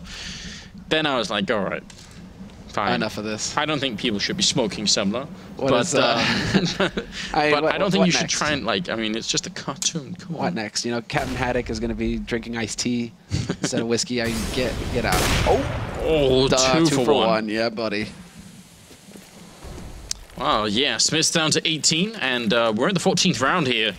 The Titan have done a pretty good job of making themselves relevant in this game once again, but I really feel like they actually kind of need the last 2 rounds. I think 9-6 is like an acceptable score. I think 10-5 is going to be really tough. 10-5 or 11-4. I mean, that's entirely possible here. TSM can just completely tomb Titan right here. With a man advantage, RPK on a Tech 9. I mean, RPK is ideally placed. He could catch Kerrigan here. Smoke is about to clear. There's the Molotov, though. It's going to get a bit toasty. RPK looking for a shot. He gets tagged down to 40. Nice HE combo there. That's really going to put RPK low. Easy shot, though, onto Shox. What was he thinking? Or was that Shox? No, it was Existence. Yeah, he saw that coming, Device, and that's going to be the round here. Triple kill for Device with that AWP. dupreeh still top fragging at 21. Nobody on Titans even breached the 10-kill mark. So a bit disappointing, perhaps. That's going to lead us into the 15th round. You're right, 11-4 is still a possibility. Maybe even a good one, as we're not that many guns here on the Titan side. I'm calling it Titan. They get the YOLO. They just go straight onto the site right now because they're so aggressive with the Tech 9s, because they have no fear at this point. They know they have to get this round. Yeah, that makes a lot of sense. We do see a lot of rounds won like this as well, just because you end up not caring or not worrying as much as maybe you otherwise would have. dupreeh trying to feel it out. Is that dupreeh? No, Cajun. So he's trying to feel out that rhythm where Shoxy's putting shots there, and he's like, when can I peek safely? This is also given a lot of information, as you can see, to Xyp9x, who's established that kind of like guerrilla strike. Let's see, Shoxy. Doesn't peek, Shoxy. That's really surprising. He doesn't have anybody in connector there to watch it, so you would think, but there it is, Smith. That's exactly what I'm talking about. Just run up with the Tech 9, no fear at all, get that point-blank headshot. Wow, that's going to give them the bomb plant as well. There is a lot of equipment here, including those 2 moles. 3 Molotovs for the retake here, and the dupreeh is going to take down 1 kill. There's a long range to check the corner. Nobody's holding there. Device still up here, and might be more grenades coming in soon. Great job from Scream as he takes down Xyp9x and Kerrigan, and now it's going to be 2 versus 3 Existence. They're all lining up for him. He's going to get the 1 RPK with the second one, and that's going to be Titan winning that 5th round. Job well done. It's good to be good. It's one of those games that's got to be really, really upsetting for someone like Cajun, because, you know, there's almost nothing happening in that B bomb site, but when there finally is, he's the first to go down, so he's like, I am not doing anything in this game. I'm just dying in B bomb site once every 5th round, and other than that, I don't really get to do a lot. I know, we'll see his scoreline, what he's got going for himself when the second half starts, but you're right. It doesn't really, it seems like it's like Zipnix who's the one who's he's making more happen, especially playing from that sewer area there. Still kind of shocked that Shoxy wouldn't at least take a look left, right? Just to spot to see that angle. Yeah, I mean, you gotta look both ways, kids. Cross the road. Yeah, Zipnix is gonna hit you. We're back to the political correctness here. 10-5, second half coming up. It is also the second match of the evening. We've got 2 more coming up, and Cajun, you can see 6 kills on him, 6 on Carrigan. It hasn't been a good time at all. Not really. Not really at all. But T-side, Carrigan tends to entry frag. He tends to be the first man in. So I think we'll see some more from him. Especially if they get Tech 9s, Carrigan always seems to find a kill with that pistol, so... where do they... Okay, so TSM straight into connector, and then probably 2 up mid. Get that wrap going? Yeah. Usually what they want Device to spot someone before they really go aggressive. This was a classic TSM pistol round on Overpass.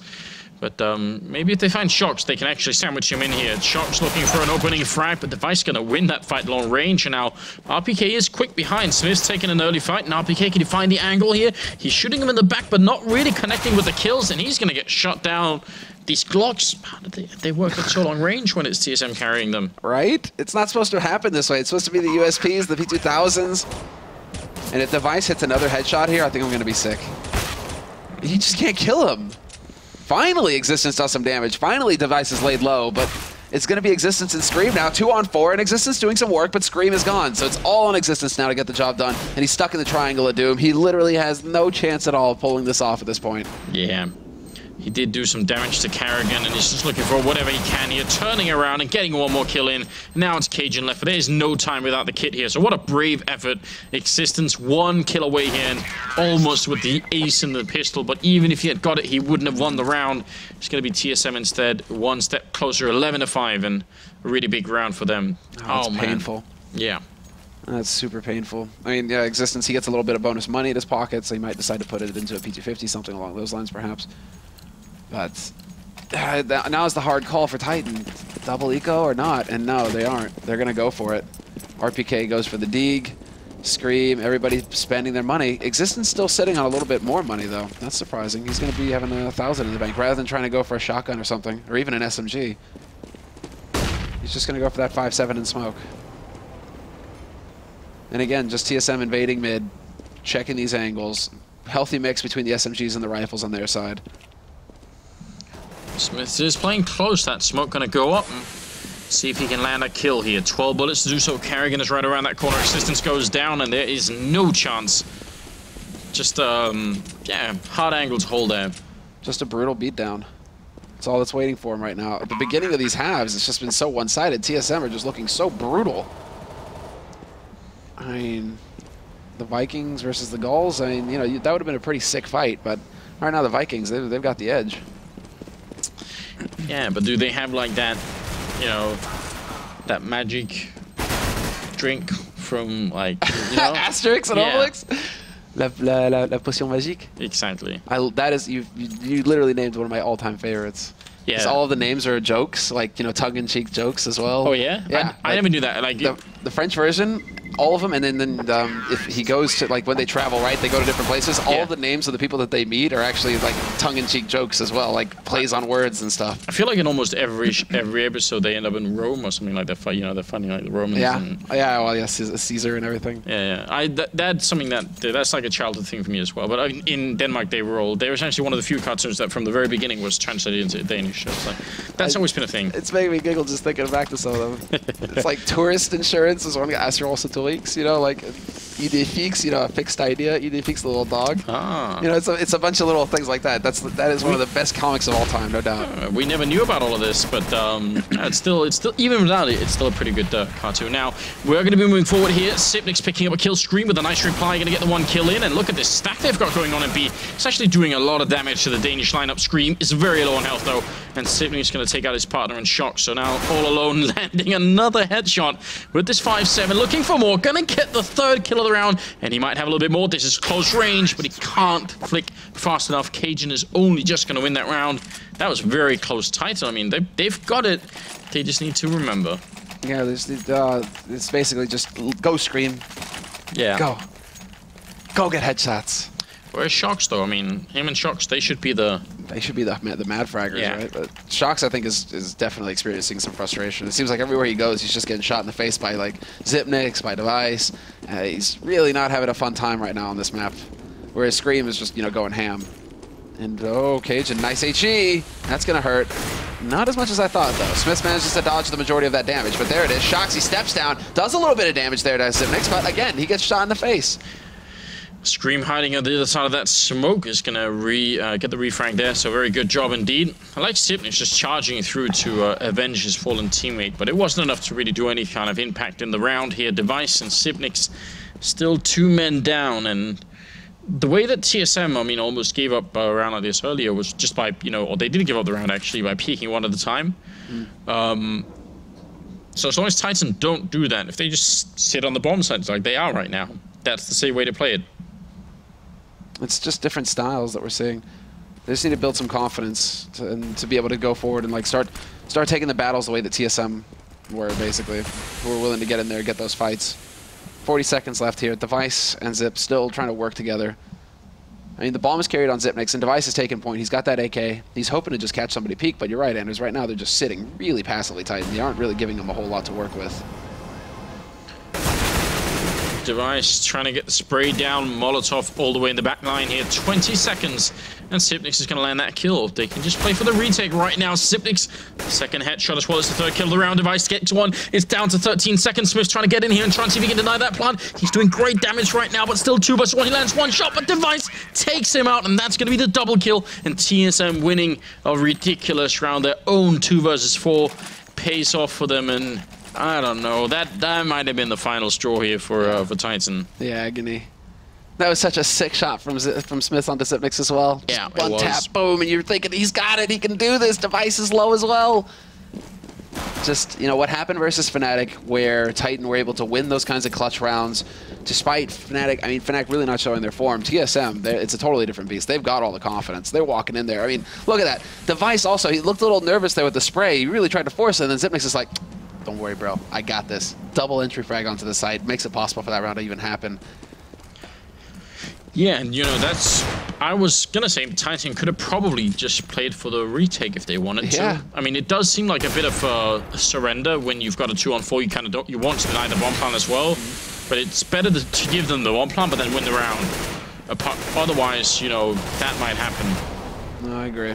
Good use of nades, though. They really forced TSM back, but Zipnix is working his way close. Flash into restroom right now. You might realize that Shoxy's holding a more aggressive angle here. We'll see if Shoxy actually manages to get that backstab going. But it could be Zipnix, yeah.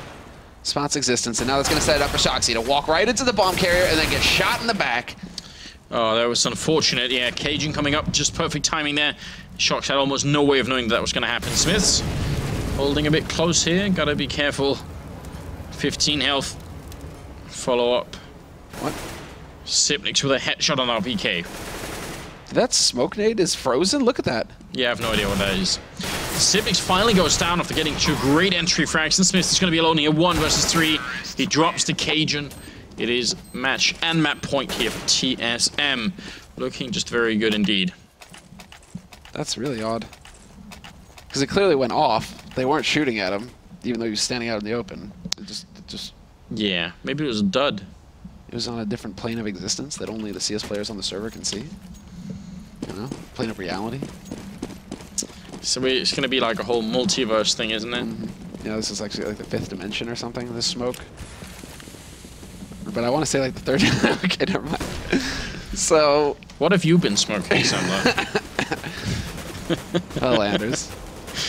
Well, it is going to be a scout here on Smith, trying to see if he can get something done, and almost blocked by RBK. They were so eager to get that kill on Cajun B because he's been easy fraggings all game long, but now he's stepping it up, getting 2 kills. Karrigan with 1 on Scream, and Shock's going down, and this round is already over for its even really begun. Existence, last man left, 1 versus 5 here. So obviously TSM going to be walking away here with a 16-5 victory. Pretty good run for them. I mean, I would say this is a slightly deceptive scoreline. Actually, I think Titan could have had a much closer game here. This could have been like a 16-11 type game. I think probably still TSM winning it, but I think Titan could have shown us more. We had several clutch rounds. Yeah, they all just went TSM's way, rather than what we saw in Train, where Fnatic lost a few. This time TSM they showed up and they just kept slamming them. They never really let Titan get any momentum. And so that's Titan's they're actually tied now again in the groups, 3-3 for them. 3 wins, 3 losses. They've actually managed to inflict a loss on the group leader, who probably drops down to 2nd place in the group now, Fnatic, after that loss. It could be. Na'Vi, I think, are the other ones who are up at 5-1 starting this. So what does that mean for... I don't know if we should take a look at the group standings, or if we should just look at the next match instead. We've got the next match is going to be pretty nice as well. Yeah, I mean, we've got at the end of the day, we've got Mouse Sports and Dignitas playing up. We do have... Who's playing in between that? Is it VP playing? I can't remember for the life of me. No. Oh, it's NiP Fnatic. No, it's not. Yeah, Dig Mouse is playing at the final. Isn't NiP playing today? NiP TSM. NiP TSM, that's the one. I don't know why. I couldn't remember anything. I'm checking like matches at 8. Yeah, that's not going to work out, is it? This was a really, really quick game, so we might have just like a 10-minute break here before we actually head into the next match. And that means if you guys have been missing anything, either today or the previous weeks here at the Pro League, you should go and check it out at the Score Esports. You can go and check out right there, and also download the app for iOS or Android, whichever you prefer. So definitely go and download that and stay up to date with all things esports. Yeah. Keep you posted. Keeps the scores. Exactly. It's in the name, you know. Makes sense. Right. Well, guys, 10 minutes and we'll be back with the next game coming up, and it's going to be NiP playing for once, so see how far they have advanced, if they have at all. I'm looking forward to it. It'll be in just 10 minutes. So get some drink and we'll be right back.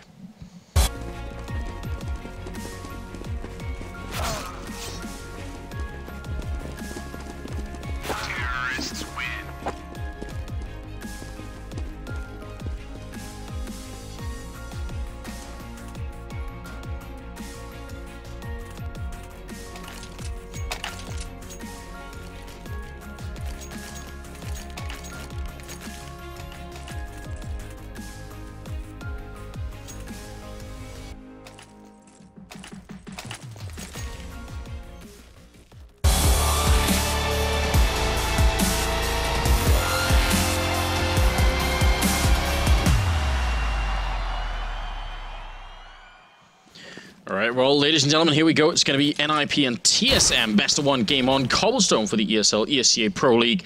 My man is with me is Semler, just about any second now. Alu going to be picking up that kill on device, and TSM did just take out Titan. That was on Overpass, and it was quite easy for them as well. We'll see if it's going to be as easy this time around, or if NiP is going to have a little bit more to say. They did get the early start here, and they're going to give up the bomb site, though. Bomb goes down in favor of TSM, and look at the spread they have here on the Danish side. They are all over this bomb site, and it's going to be a little bit tricky, I think, for NiP to get back into it. Karrigan picking up a kill as well. Freiburg already tagged and down to 3 health, and that's not a good sign for what's to come. He's trying to make it up, but he's going to go down. Forrest jumping into the weakening arms of Dupree and Cajun, and that's going to be the round, solidly favoring TSM. Bit of a questionable start there. Just the early kill from Alu, definitely a good indication, but then they ended up giving up the bomb site because TSM had players in position all the way long, middle, and then I think by SWAT, Truck, and another guy on site here. This kind of setup makes it really hard to get in.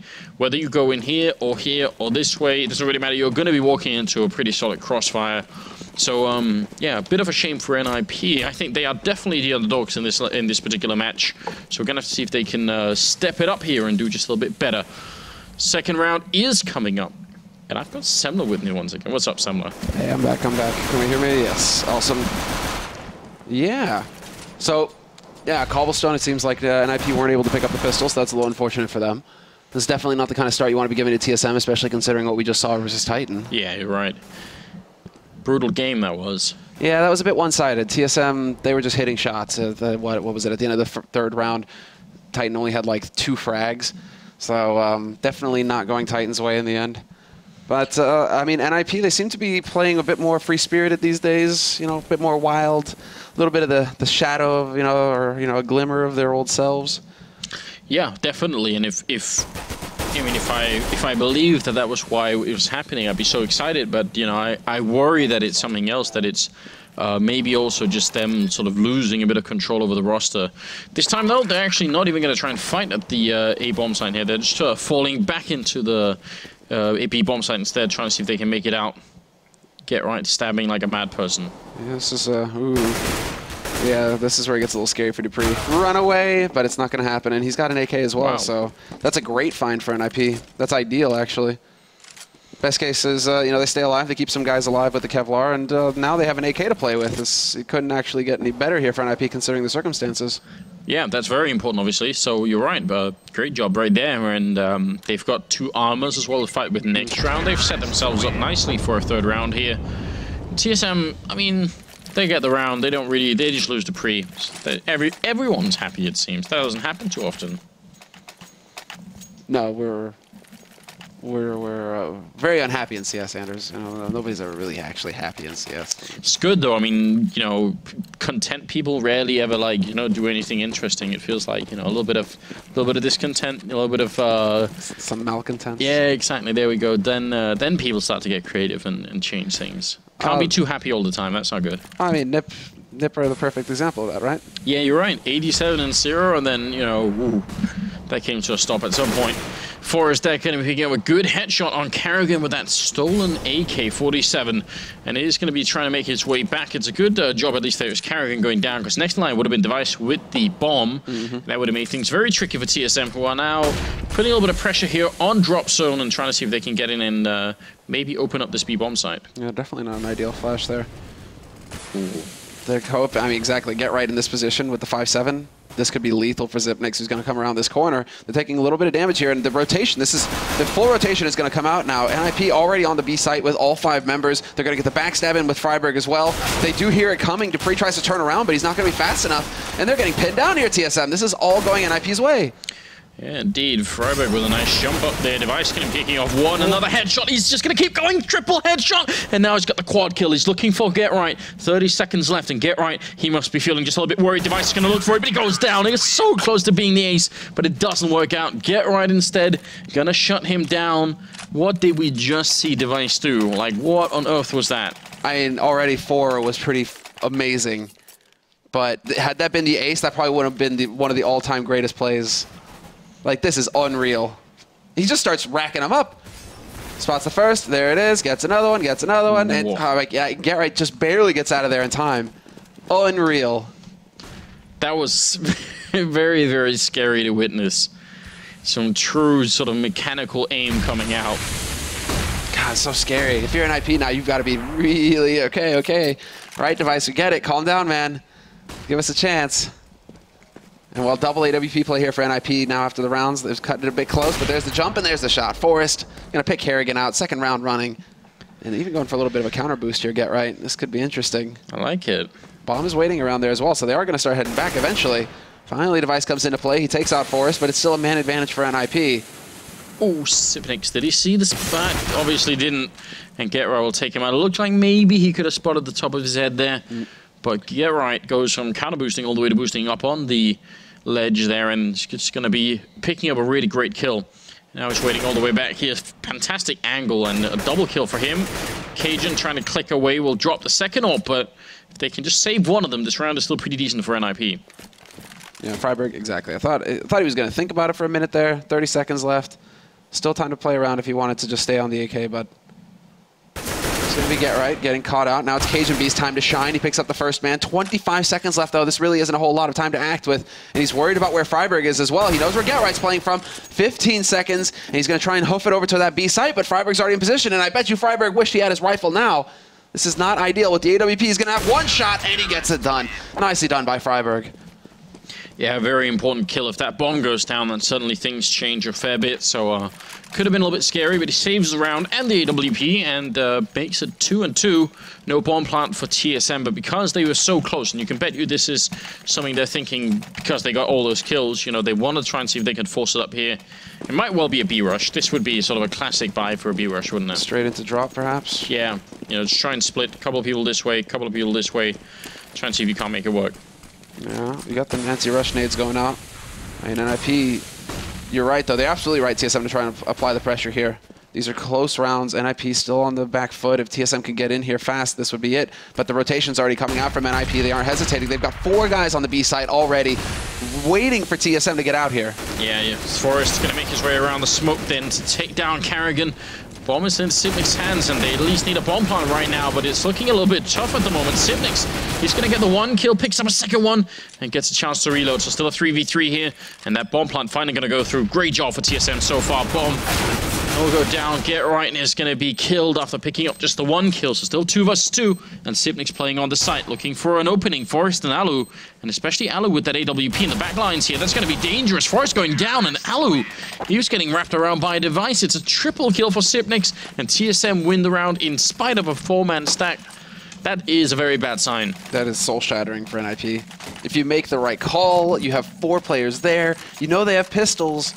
That's not a round you lose. That's a round where you crush TSM, you break them, you force them onto an eco, and you just get control of the rounds. You start getting rounds on the board.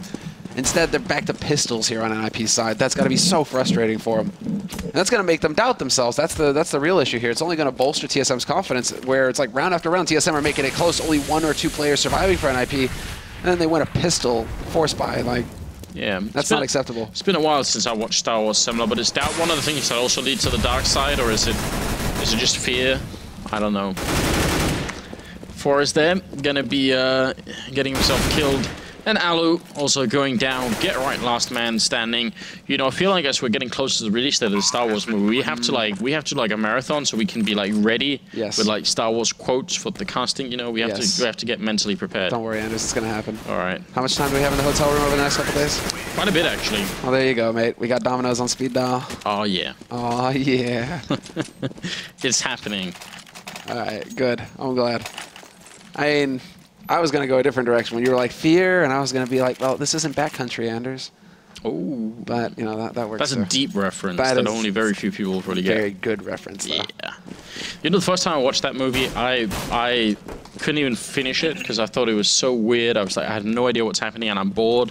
And then the second time I watched it, maybe like 5 years later, I thought, why the hell did I ever start watching this the first time? All right, well, Freiburg making his way through, and it's already down to 4 health. He was jumping for the smoke, and I think he was just basically getting pre-fired there, which is such a common thing. Question is, 4 health and a mag 7 in the corner, is it enough, Samler, to create something interesting here? The 1 shot. I mean, Get Right, he's going to get caught. Swag 7, and he still gets 1. Nicely done by Get Right, and now this makes it very interesting here for Freiburg, although he has been spotted out by Device. He's going to go for the jumping swag. That baits him in for Exist to go to work. Spray from Exist, but still fair trade. Alu's there, though, to stem the tide. 2-on-2 now. Cajun and Device, last 2 alive for TSM, and that bomb is dropped out in the open. Device in a bit of an awkward spot. Woo! Especially when you're getting shot in the face point blank by a shotgun. Freiburg trying to find the angle still. Well, look who's coming up from behind. Right now, Device is buying time, just saying, all right, as long as you're focused on me, you won't be worried about Cajun B. But Alu still gets that flick. It's ridiculous. Bomb. Well, he got his fingers on it. But Freiburg is there to take him out. He survives the round on 4 health. Picks up an AK. Actually picks up an AWP there. And that's going to be NiP winning the round. So great job right there. Getting back into it with the force buy. I feel like this is going to be a much more like just kind of what we saw from from Fnatic and Titan, you know? It's just going to be back and forth, really close rounds because there is just so much like raw skill on both of these teams. I could see it. I could see it being one of those maps where it just goes back and forth, full trades. I mean, TSM, they continue to put the pressure on Plateau early. Device is going to be taking point there. Interesting that they've decided to change up whose role it is to go into the other side of the smoke as well. It used to be that it was Kerrigan that was over here, but instead it's Device, and he gets a good result to start. He takes out Exist, and he gets a double kill. Freiburg is gone, and, well, this could actually be calamitous for NiP. If they lose this round, if they don't save anything, look at that. Exactly. They have no money. Yeah, definitely not a good place to be in. Alu, though, picking up a kill there, 4 versus 3. See if they can bring it back. Forest getting tacked up a little bit. The bomb will go down, and again, they're being flanked, and it's Cajun one more time coming up from behind. He wants to change the outcome of that last round, see if he could do it a little bit better this time. He is going to be walking in, spots out one guy, and almost goes wrong. Alu's going to be the guy to kill him one more time, so Cajun, he's going to have nightmares about this. It's still 1 versus 2. Alu taps the bomb once, and they are going to come and peek him here. He misses the shot, close range, and ends up dropping to Dupree. Still a fairly expensive round for TSM, but even more so for NiP. God damn, he was close to hitting that shot, though. Did you see that? Yeah. He was really close. That would have been a sick point-blank clutch. Well, would have put him into a 1v1, a winnable situation. Definitely. But now, NiP, man, I might have cursed them. I'm like, okay, I can see this going back and forth, and then TSM are like, no, Semler. There's no mercy here on this server. We're here to just crush face. 5 rounds, we have the money, NiP are back to pistols. And while it's looking like they aren't going to change up their strat, Device is still pressing forward very aggressively on Plateau. It seems like that's kind of his go-to role now. What is this weird battle of patience here between Alu and Carrigan? That's another thing. Carrigan now playing on the other side of the map completely. How does that happen, though? That is a good question. Alu did go forward, but ended up dropping kind of low. Exist is going to be having an awkward fight with Sivnix, and he ends up falling low, and that's going to be the end of the round there. So just Device going down, and TSM picking up a 6th round with NiP still a little bit out of the money, in fact. Kind of going to have to eco one more time. Mm-hmm. Yeah, that's where you start wondering if they should have gone for the double, for the force buy, because it was going to be a double. But it seems like NiP's strategy is to go for a double AWP. Forrest and Alu, get that off. I mean, if that's your strat, if that's your go-to plan, then you need money so badly. You can't really go for the risky plays like that. You have to kind of go more standard. I like the fact that everyone's picking up a grenade here. Now, can they actually use them for anything? Maybe a little bit too soon. Another one in there. Still got 2 left. Oh, nice delay.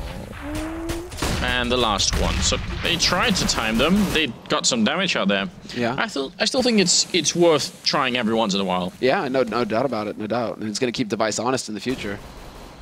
But in the meantime, they just go barreling straight out onto the A site. Bomb is going to get there. Device, though, has been abandoned.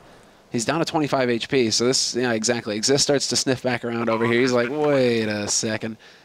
The Device is now giving himself an out. At least maybe he can make his way out of here. And they're just hunting. Look at how aggressive TSM are. What is this? They're risking their guns, willing to go and take these fights. Wow, Dupree actually somehow comes out on top of that fight with Alu, who was... You ended up being behind him in there, so that could have been a little bit interesting, but you're right. Device and Dupree somewhat low, and Exist just wants to hold on to this gun. Well, it's obviously going to be a 7th round here for TSM, and I think you're right, though, that double up setup, now that they've sort of saved 2 rounds to get it, they got to make it work. They're going to have to come up with something big here. And the last time we saw it, Forrest didn't really... He got the 1 kill, but then he got trade fragged, and it came down to Alu. Oh, well, Forrest can't even buy the AWP, so... This is nasty. Did he...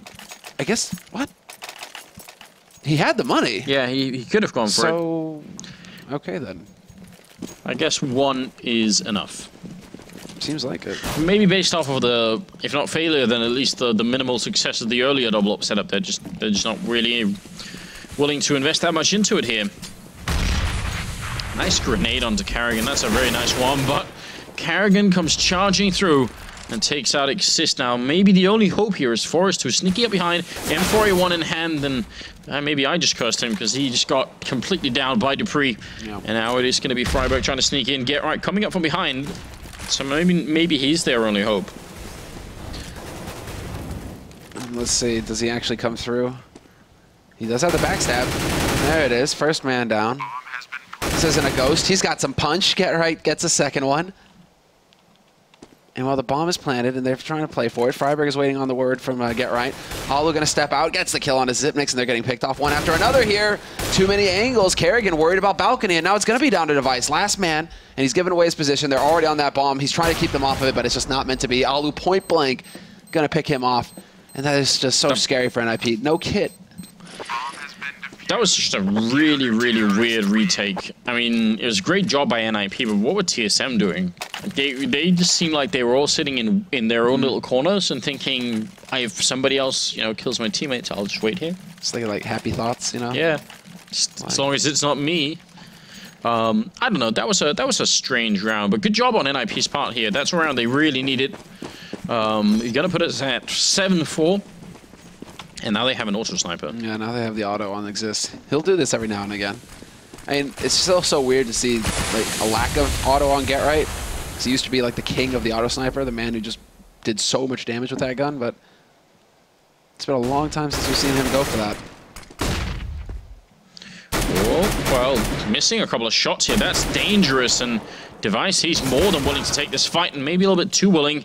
Ends up dropping down. It's just playing in the beginning. I was like, I can't hit anything. Yeah, what was that? Yeah. I don't know. Forrest, get right there to pick it up, and now Dupree, last man left alive here. So TSM getting wrecked in this 12th round, and a good sign for NiP. They do need all the rounds pretty much that's left of this half. Every round they can get. Every round. He senses it. And Forrest, no backstab this time, so not a perfect round for NiP, but still looking pretty good if they can keep 4 players alive here.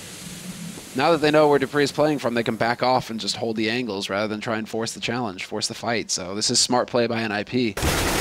And all this round really comes down to just picks. Oh. TSM spreading out. Yeah, look at that. On the bench as well. Not a very comfy bench, though. But the marble bench. Yeah, not a very comfy one, man. Decent carvings, but I agree. Comfort level almost 0. Yeah.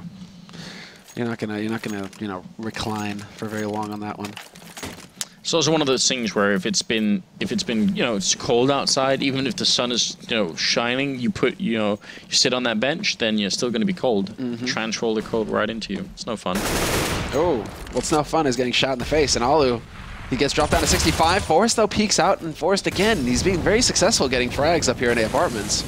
Yeah, he's playing very reactively. Like, he's just a little bit aggressive in the beginning, enough so that TSM are caught off guard, and then afterwards, they seem to fall back and play slightly safer. So really good job right now for NiP here on the 13th round. They start off. And also TSM, really low on money. So Tech9 here on Sipnix, they need to find a way back into the groove that they had going on. TSM, they did have a pretty good pattern going on here at one point, you know, 7-3. And now it's changed. NiP looking to take a 6th round. Well, nice smoke flash timing, and that was the key frag right there. Dupree taking out Freiberg early on. They're going to try and set up again. That Scar 20 in position in Henhouse. It's going to come down. Whether they can actually flash Exist out of this position. No, they can't, but again, he's a little bit too slow. Get Right will get the job done, though.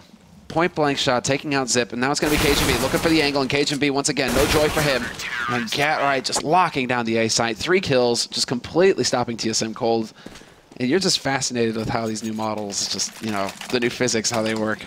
I am. I feel like it's a bit strange. Did they actually just drop Exist a Scar 20? Yeah, they did. You know what kind of death that I you know, like an animation that was in 1.6 was, you know, it's the one where essentially you headshot someone who has no armor, and then the blood spray sort of almost goes like a huge arc, because it's just like, you know, the head going back or something, and then like one leg sort of kicks up as people die. Like it's a very sort of almost like, I would say, like a classic death of 1.6. Iconic. Yeah, that's they should somehow bring that back.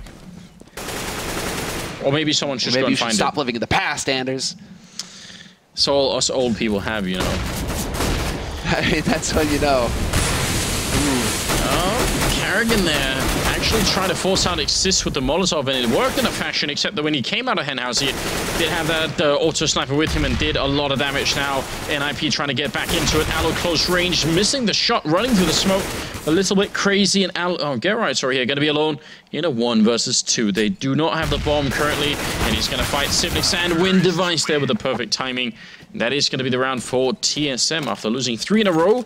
It's going to feel pretty good for them, and that's going to move us into the last of the half where NiP can just manage to buy. So good job on their part. Barely, yeah. Alu could go for he could go for the AWP here, actually. No, but yeah, no, they could. This could work. Let's see. But no, goes for the M4 instead. So maybe not feeling the op. He's missed a couple of point-blank shots, and that might have spoiled it for him. So that's something to consider.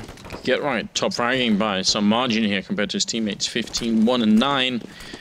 Definitely a very good job on his part. It looks like it's going to be down in the middle. Aloe playing close range. Forrest has already gone down. Aloe getting the initial spray and a second, and that's actually very impressive. It looked like he was about to do absolutely nothing this round, so really good job on his part. Now, if they get the bomb down, the big problem is Dupree's going to be here in connector playing around, or not in connector, but in drop zone. They heard him. They heard the drop. It seemed like they did. Freiburg picks up the kills. A good job on his part. Device with a nice headshot, though, and that's get right down. Oh, through the doors. Cajun can't catch a break today. That was the key frag. And now they're going to be able to get that bomb plant. Finally, the bomb is getting up onto the site, but now there's just so much time here for Freiburg to work with. He's wondering if it's going to get aggressive, if it was going to be a fake, but that's just not the case. And now Freiburg sets it up. Flash is going to be ineffective, but Device is so low on HP, he's got to take this very carefully. And Freiburg trying to make the shot a little bit more difficult, playing with these angles. He's got the help advantage, but he's caught jumping, and that puts him very low indeed. And Device going to come in and finish the job there for a triple kill. A bit of, I think, a giveaway from Freiburg's point of view there, maybe. That could have been a really important round there for NiP, so a little bit of a shame, I think. Oh, that could have been monster. That could have been, I mean, 8-7? I mean, it's still, 9-6 I still think is, like, manageable, right? Yeah, it could definitely be done. It's still something that NiP can work with, but if they could have finished at 8-7, we would be looking at a totally different beast here. So, Bay Life, what? I don't understand. I've looked at it a couple of times. But it's better than Carrigan's knife, which is called. I mean, now it isn't, but on the terrorist side, it's called sausage. So, don't know why. But I thought Denmark was all about bacon. So, what is this? I don't know. I guess sausage is like it really is like more of a German thing. Yeah, exactly. You know, we're kind of in the heartland of it right here. Yeah, although we do have like Wiener Schnitzel. It's like shared, I think. Sauerkraut. Yeah, we have our own kind of sausages. Schmetterling. Yeah, all that good stuff. That's true, actually. Denmark has got some good hot dogs. Yeah, exactly. That's what we're all about. Civic's already low. Get right, going to be able to finish him off, and a second headshot on Cajun B. And now NiP off to a good start. Carrigan trying to hide in the corner, and he's going to pick up a headshot as he strays back in, looking for a bit more backup is here as well. Carrigan just has to bait them out, but Freiburg going to pick up the kill. Exists to pick up one there, and I think Dupree and Carrigan, there was some miscommunication there. They could have played that much better. Now it's all on Device here. Walking up behind with a duel. He's running. Headshot on one. Spots another one and trying to take this fight. He's got 10 bullets left, but he goes down to Exist at 8 health. And that's going to be NiP winning a huge round. I don't even... I actually got for a moment that I believed. So I'm like, reload? What's that? He doesn't need to. He can fight forever. You see the AD coming out from Device? I thought that he was actually going to be able to pull that off for a second.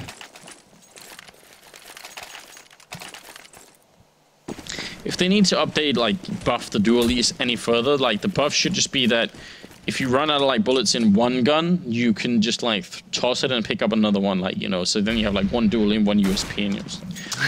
But you have to have two, that's the rule. 2 guns at all times? Yeah. I just think it'd be, like, a more theatrical way to reload, you know, where it's, like, Hollywood style, you know, just throws the clips up. Both clips drop out. It's just like, you know, flip it over. The clips fall into the guns. It's just like, there you go. That would be sick. I would buy dualies every round, you know? Just for you would shoot one bullet and then reload. Yep. Just keep going. Well, Carrigan as a scout. 3 C-75s in play on TSM side. NiP are not exactly super kitted out here either. They, for one, don't have a lot of grenades to check anything with. They also have 3 SMGs. Make that money. Alu and Forest. Double up on T side. That could work. That could definitely work. Yeah, especially if TSM is playing just a little bit aggressively. Carrigan over here, still jumping away with a scout. Got a good read on the situation though, NiP. The stack over on the B side for TSM is not going to be effective if all 4 members here for NiP are just going to go crashing onto this A site. It's only Carrigan. He's been spotted. They know where he's playing from, and now it's up to him to draw the attention, and it works perfectly. Dupree's got an AK to work with now. Oh, he hits that shot, and they actually line up. Dupree doing huge damage, but Sipnick's picking up all the kills. Bombs down, 15 seconds. Exist. He can't even do anything at this point. Might as well just admire the dragon lore out up here.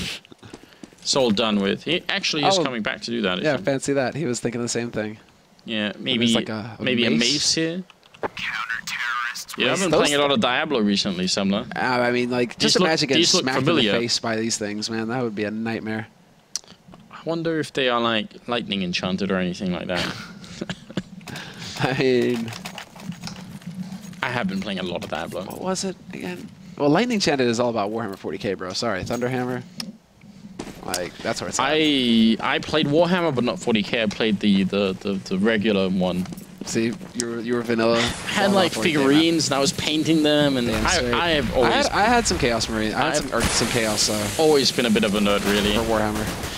Exist is going to pick up a kill there onto Device, so a really good start for struggling NiP, who do not have a lot of money. So running AK headshots. Oh my God! Exist going to pick down Cajun B as well. What is going on here? They've decided to just make this as painful for Cajun B as possible. Like, every time Cajun is getting a bullet to the face. This is horrible. Yeah. Not having a good time right now, Dupree.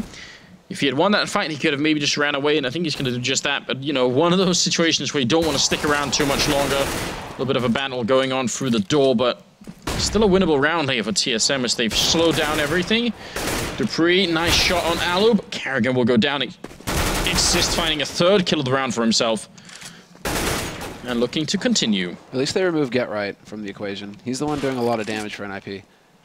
But Dupree's over on that A side. He's moving his way back into connector. But there's a backstab coming in. At least he realizes that. Forrest might be in for a bit of a rough surprise. Exist is just on a rampage right now, though. There it is. Steps out into the open, but Dupree fails to get the kill. Forrest too quick for him in the end. Quad kill for Exist as well. That was a sickening round, especially that kill on Cajun. Like, I don't know how to respond to that. That's one of those take your headsets off moment where you're just like, I can't even like... Just, you're trying to make him cry, you know? Shame on you, Exist. Trying to make a grown man cry. It's also dangerous because Cajun is one of those players you don't want to, you know, piss off. He tends to take things personally, and he comes after you, you know. It feels like it's been a long time since we've seen that beast mode Cajun, though. Cajun Hulk. Yeah, just like the monster that just rampages around and bull in a China shop sort of thing, and ninjas are the China. Oh, Exist and Allo, 2 good kills here. Important for NiP to win a round like this without losing too many players. Sipnix will pick up 1 and hasn't even reloaded yet. Gonna do a little bit of damage to Forrest, but actually no, not even any damage. Forrest just running through and getting a couple of kills here, and now it's gonna be all up to Dupree. Yeah, Dupree, he's got the dig. Can he find the one-shots? I mean, we've seen him do it in the past. Safe plant. And there it is. Get right. Good night. Let me introduce you to my friend, Juan Dig. Say hello to my little friend. Exactly. You know, you remember like the trolls in like Warcraft 2? I can't remember if they did in Warcraft 3, but in Warcraft 2 that was like a sound file. Really? Yeah. Yeah, if you kept clicking on them, you know, like that's always been a feature of like Blizzard games. You kept like clicking on them, they would have like different audio files they play. Someone find this and tweeted at me, yeah. It was the axe throwing trolls would say, you know, say hello to my little friend. Yeah, it's really good stuff. I love it. It's all about Austin Powers, though, bro. We've got 2 Zeus in play. They've Device, Cajun.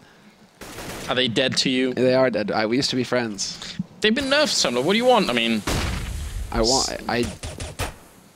someone like has basically to do it. like if you try and buy the Zeus, it should just go off in your hands and just fry you at the start of the round. I don't know about that. Get Right wants to take a peek, and Cajun is here, and I, for one, am more than ready. Device is also over here, but it's just going to be him left. No Zeus happening this time. Maybe that sweet karma, Sumler. It's back here to haunt the Zeus players. Cajun, he's going to go down. That was his cover, by the way. He had this thing in front of him, hiding safely behind. Good job, Exist. 10-10. Good on you. No, but it's like, say hello to my little friend. And he opens the trench coat, right? And it's like a little guy with a gun coming out. Yeah, Austin Powers. Oh, God. Probably one of the best movies ever made. I love gold. That is such a lot of fun, yeah. Smoking a pancake. Oh, so weird. Alu and Forrest, it is that double ops T-side setup that you sort of, you know, theorize maybe they could go for it, and they have done it, but Carrigan is just going to be a little bit better here, taking down Freiburg for a good early kill. We are tied at 10-10 as a scoreline here, and it does seem like this has turned into sort of a fairly even fight between these 2 teams, interestingly. Yeah, where it started to look like TSM were going to run away with the game at the beginning of the first half. Now, all of a sudden, you're right, we've got a game on our hands. And Forrest, there we go, buddy. That was class. That was style. He's going to get killed for it, but hey, we'll give him points for the first shot. That was a thing of beauty. That was, you know, if you ever wanted some indication that Forrest is an ex 1.6 player, it's right there. Very, very classic 1.6 type peak.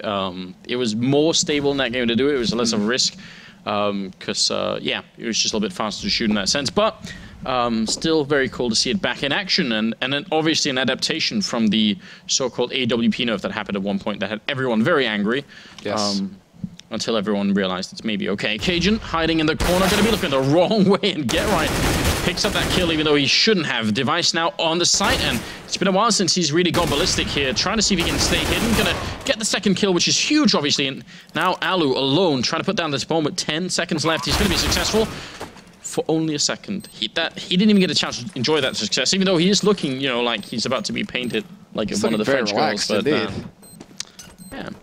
He's like, I did my job. Now I'm just gonna sit here with my pastis, relax in the sunlight. Having a good old time. Look at him. Yeah. That man doesn't have a worry in the world. Well, that's going to be 11-10. Moving into the 7th round, second half here. Alu buying another AWP and NiP. In fact, spending a lot of money in this round. And so is TSM. So, you know, this is where a lot gets decided, it feels like. When both teams are low on money like this, usually an indication that that we've got sort of a pivotal round coming up. This could be the one that decides it all in NiP. At least at the beginning, they're taking a very frontal approach. Deep nade going in, just tagging up Freiburg a little bit. And there's the anti-rush nades. All of this becoming very standard indeed. And now it comes down to the timing for Cajun and whether he gets a bullet to the face again.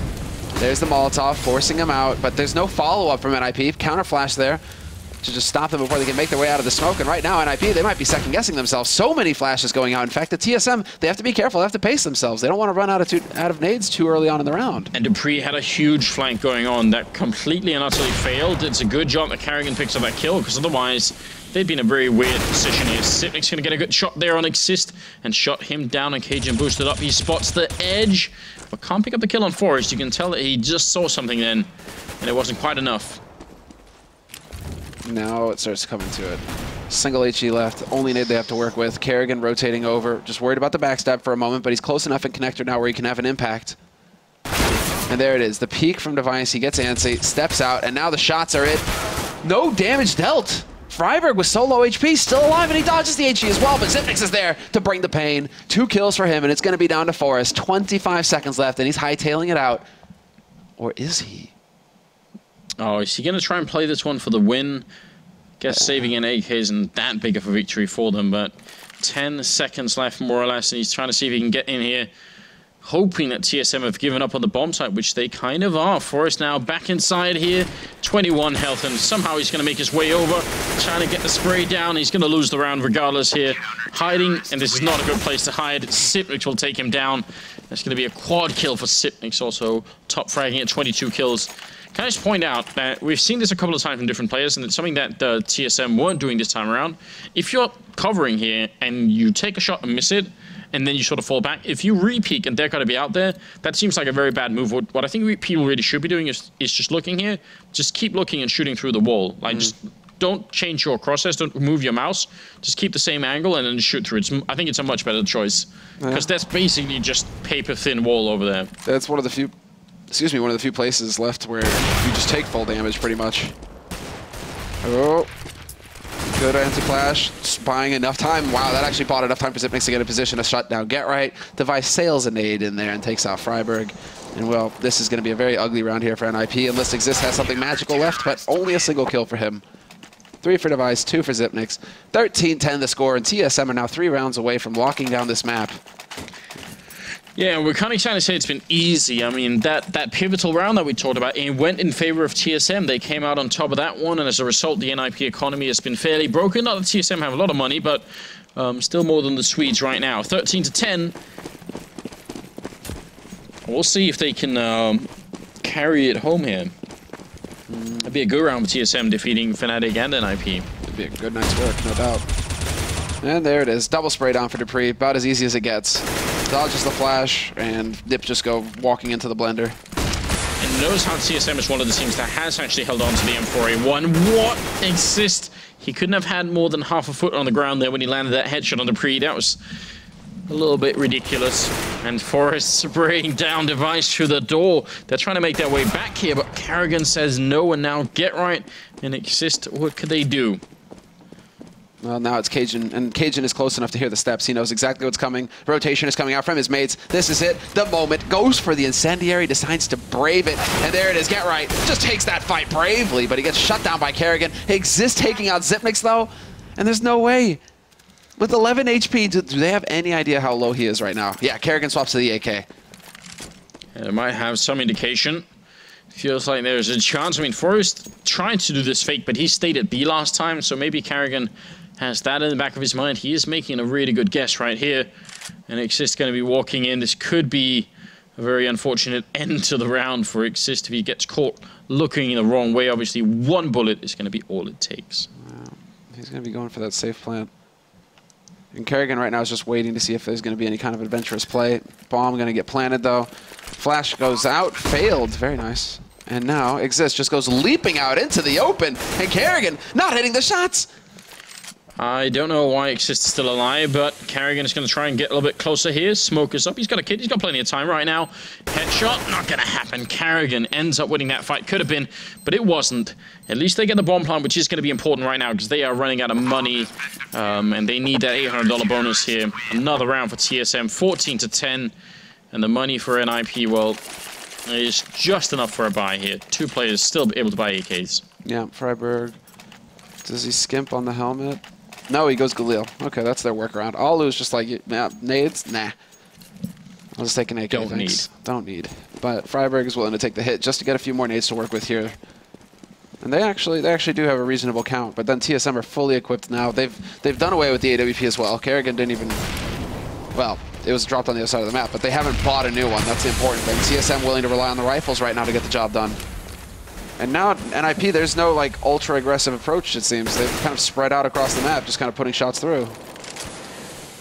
Forrest tagged up a little bit, Exist as well. In the meantime, not really much ground has been gained here for NiP. Just set up where they usually would be. Device playing behind the boxes. A nice opening for Exist. Is going to get that opening frag once again. He's playing really well on the plateau here. And they might need him to do just a little bit more. Oh. Still up here. I mean, 10-14. Xyp9x just strolls in and picks up that kill in return. And Karrigan barely wins the fight against Freiburg. And can he make it back around the corner? Yeah, Alu can't retaliate with that shot there, so a bit of a shame. Just unreal. Xyp9x, he's fragging so hard. And Get Right and Alu now, they're just the last two alive. Bomb is out in the middle of nowhere. 40 seconds left on this clock. Two players about to peek this man here in connector. But then Get Right decides to go ahead and take this fight. That one drop, though, that would have been it. And Cajun knew that he was going to be close. That one, just no, the audio signal, whatever, the sound of his boots hitting the ground. And well, let's see. Flash, Alu turns, still a bit of a firing squad waiting for him, and Cajun will be able to pick up the last frag of the round. So Cajun coming back into it a little bit, slowly but surely. Still bottom fragging. It seems like Cajun is really struggling with getting those high scores these days. Xyp9x just isn't interested in sharing. No, apparently not. Him and Device doing a pretty good job on the other team. There's a similar sort of uneven distribution existing. Get Right doing the most work. Freiburg and Alu a little bit further behind. But it's 15-10 here. It's about to get very tough for NiP. They need to win 5 rounds in a row to bring it into overtime. They've got a sawn-off shotgun on the lineup there for Get Right. Maybe not a good sign. Yeah, they're going full JW. Maybe just, you know, it's a Swede thing. And that's what they're hoping for, it seems. Molotov's going out. This is a full execute from NiP onto the site, but they're getting pinned down. Alu on plateau is gone. And Cajun chooses now to reload. Bit of a tough spot, and there it is. Forrest with the punish. The backstab fails, though. Get Right with that sawn off. It's not going to work, and the Device gets overwhelmed, but it's Freiburg alone. And in a 1v2, he will fall. 16-10, the final score. TSM doing good work yet again. Very solid performance for them, actually. We'll have to look at how the group pans out there, because that's two very important wins for TSM tonight. It is, and I think Xyp9x ended up at 27 kills at the end, so also a pretty good job on his part. It's going to obviously, gave a little bit of confidence to him. Well, they were in 3rd position there after the first win of the night for TSM. Now they're up 4-2, so that puts them pretty firmly in spot number 3 right now. So they're right behind Na'Vi and Fnatic. I mean, one more win and they tie Fnatic. So, all right then. And Fnatic are still sitting at the top, despite the fact that they have another loss. Their round difference is godlike. Yeah. Like, so that's pretty much keeping them at the top of the food chain. They've had some good stomps going their way. Well, we are not done for the evening. We still have Dignitas and mousesports coming up, being a game that I'm pretty excited to. Dignitas seem like super motivated lately, like really. They've got their eye on the prize. They know they have to improve a lot before the major tournament. And mousesports, the same thing too. I mean, they've had a couple of runs where they didn't qualify, and now they're finally ready. Both these teams are going to be at the major tournament, so it's going to be very exciting indeed. The next major is going to be amazing. Yeah, it definitely will be. Game is scheduled to start in about 15 minutes, I believe. So you guys have, again, a little bit of time to get something to drink before we get back into the action. So stay with us. It's Dignitas and mousesports coming up in just a little bit. And every knife fight, Anders, clearly. All right, well, I was thinking about the Shadow Blades. Fair enough. Exactly, that's the Shadow Blades, right? That's what you look like when you use Shadow Blades. That's a dirty shot from AC, and he's going to go for a second one. It's disgusting. AC cut it out already. Next is going to be wondering why his teammates are all dead over at the plateau, trying to see if he can get back in, but what a ridiculous start from AC. Just clicking away 2 people, casually, calmly, almost indifferent to the situation, to the war that's happening around him. And Kirby going to try and see if he can look for a little bit of a follow-up. There's Next is going to go down. It's all up to Dennis and Goppy. And Dennis decides to get a little bit of work done up in A apartments. He's looking towards that site, but there's already 2 players here from Team Dignitas, so it's not going to get very easy for him. He's been spotted. He's got that USP, though. And they realize on Dignitas' side, so this is where it starts to get fun. Can they actually manage to bring this back? Goppy and Dennis working in tandem, trying to get onto that, onto that site, but Kirby's already here. Surprise, surprise. Time for a nap. And wow. 2 kills for AC, 3 for Kirby, all of them glorious. And that's the start that Team Dignitas are looking for, because right now, Anders, yeah, as far as they're concerned in the group, they're sitting at a flat 2-0. So can they keep... Really Dignitas. Can they keep the winning streak alive? Somehow it sounds condescending when I'm surprised by that, but you know, considering the teams that are in this group, it's that's pretty impressive. We obviously not played as many matches as some of the teams here, but still off to a good start. Nonetheless, it's the Danish team, definitely the 2nd best team in Denmark at this point in time, with the recent addition of Schneider. All it took was a Swedish player, and they've got it. That's what I'm saying, man. They're doing something right. So. And it's just so good. I mean, we keep saying it, but it's just so good to see Schneider back in the mix. Back on a team that can actually compete, get up to the top, or at least take a firm crack at it. This is a major championship winner we're talking about, and there you go. Speak of the devil. He just lays Dennis low with that swag 7. And Pip here, MP7 in hand, trying to see if he can get a little bit of damage done. They've lost Kirby here. Schneider picking up his fallen M4, so if he can survive the round with this, it'd definitely be pretty good. Chris looking for a deagle shot.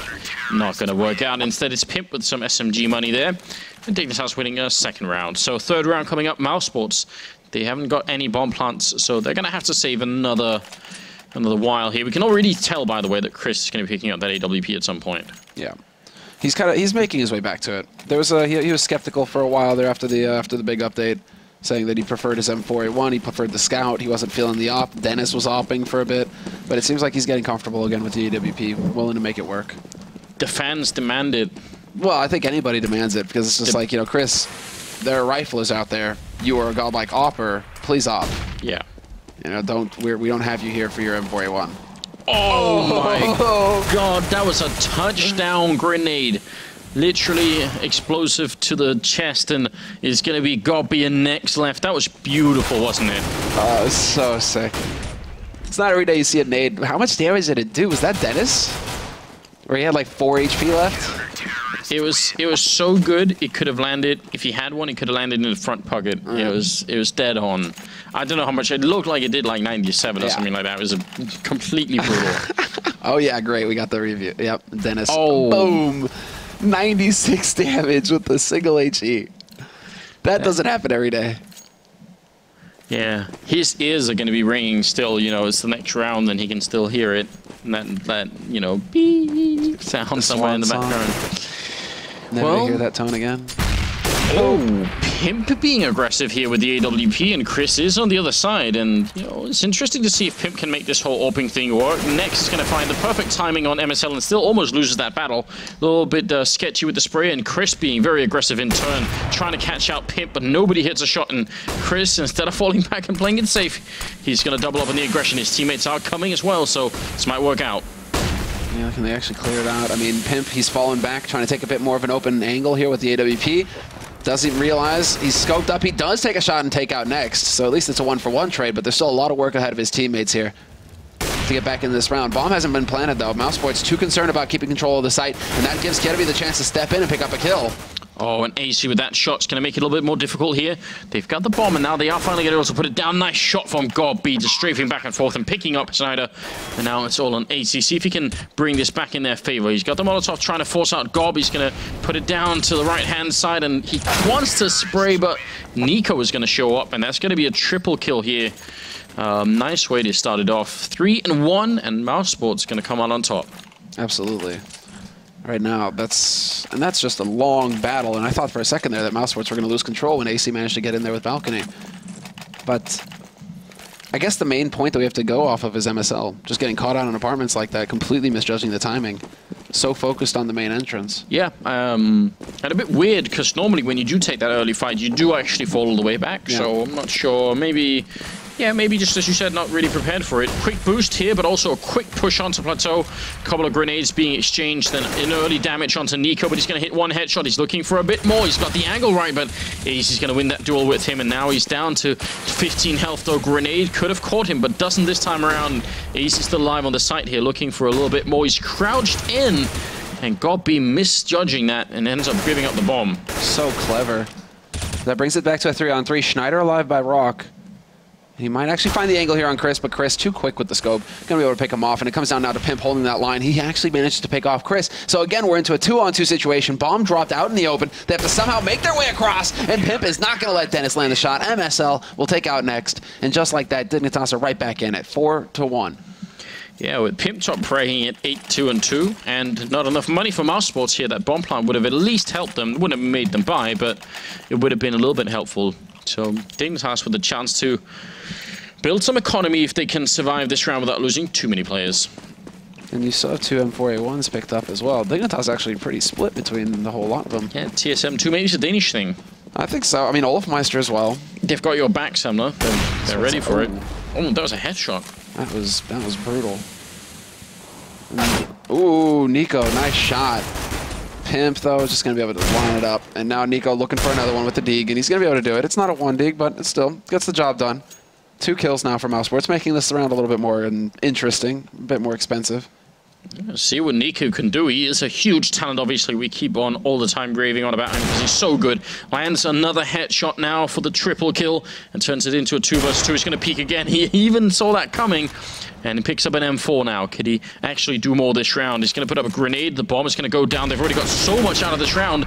20 bullets left. Another headshot. He's looking for the ACS spray. So he's going to get it as well. Nico shutting down Dignitas. And there it is. 5 kills in 1 round. Just 1 at a time. He is a superstar at this point. He's so good. That just takes so much control. So much patience.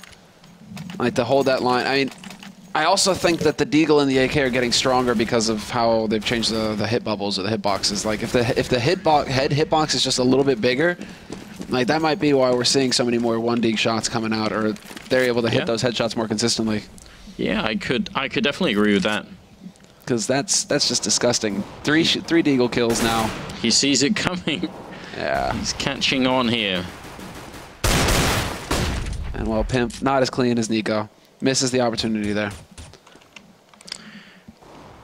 We're watching Nico play right now is what it must have been like to have been there, you know, when someone like Get Right at Forest first stepped on the scene and you saw like their breakthrough matches and you think, all right, here's someone who's like on a different level. You fully endorse Nico. You're a firm believer. Yeah. Well, I've said it, yeah, obviously, but the thing is, we've been saying this for like 2 years, I think. I think if someone should go back and check out the VODs, it's been a really, really long time coming. He's always had like the talent set, but the problem was meaning no disrespect to YNK, but he was playing with iNation and all of his Balkan friends over there, and I don't think that he had not the platform to show his strengths here. Now that he's been picked up and has a bit of leadership and a bit of experience on the team here with him, this is going to be really scary in the future. Such a young player as well. Yeah, I could really talk all evening about Nico. Let's not do that though. Pimp trying to hide in that corner, trying to see if he could get it done. They did get 2 kills in on Nex and also on Chris, so a little bit of damage being output here by Danish House, but not too much. 4-3 being the scoreline. The Danes, they just do not have the money. Are they going to pick up any deeks? They do like that. Pimp and MSL both, but not seeing it. I think they're a little bit worried about spending that much money right now. Look at how low they are across the board. Takes money to make money, Sumla. I mean, hell, just ask Mousesports, right?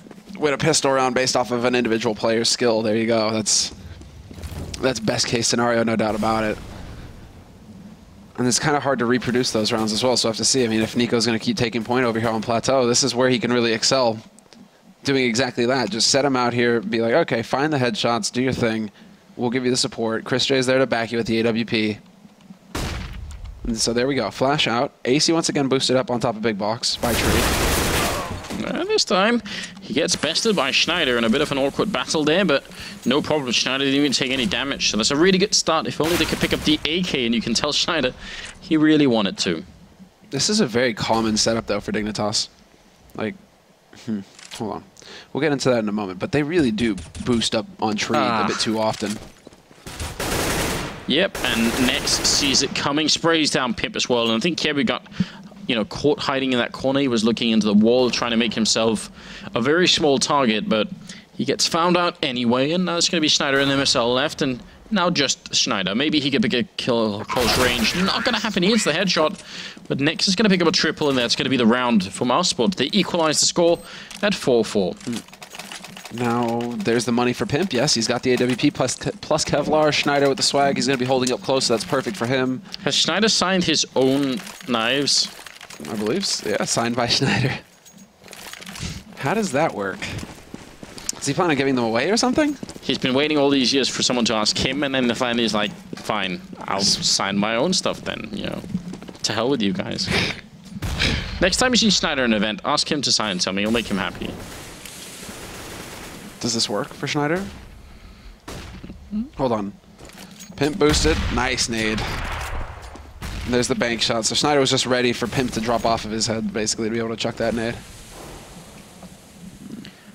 Okay, playing those boxes here, which again seems to be sort of more art than science, really, how people come out on top here.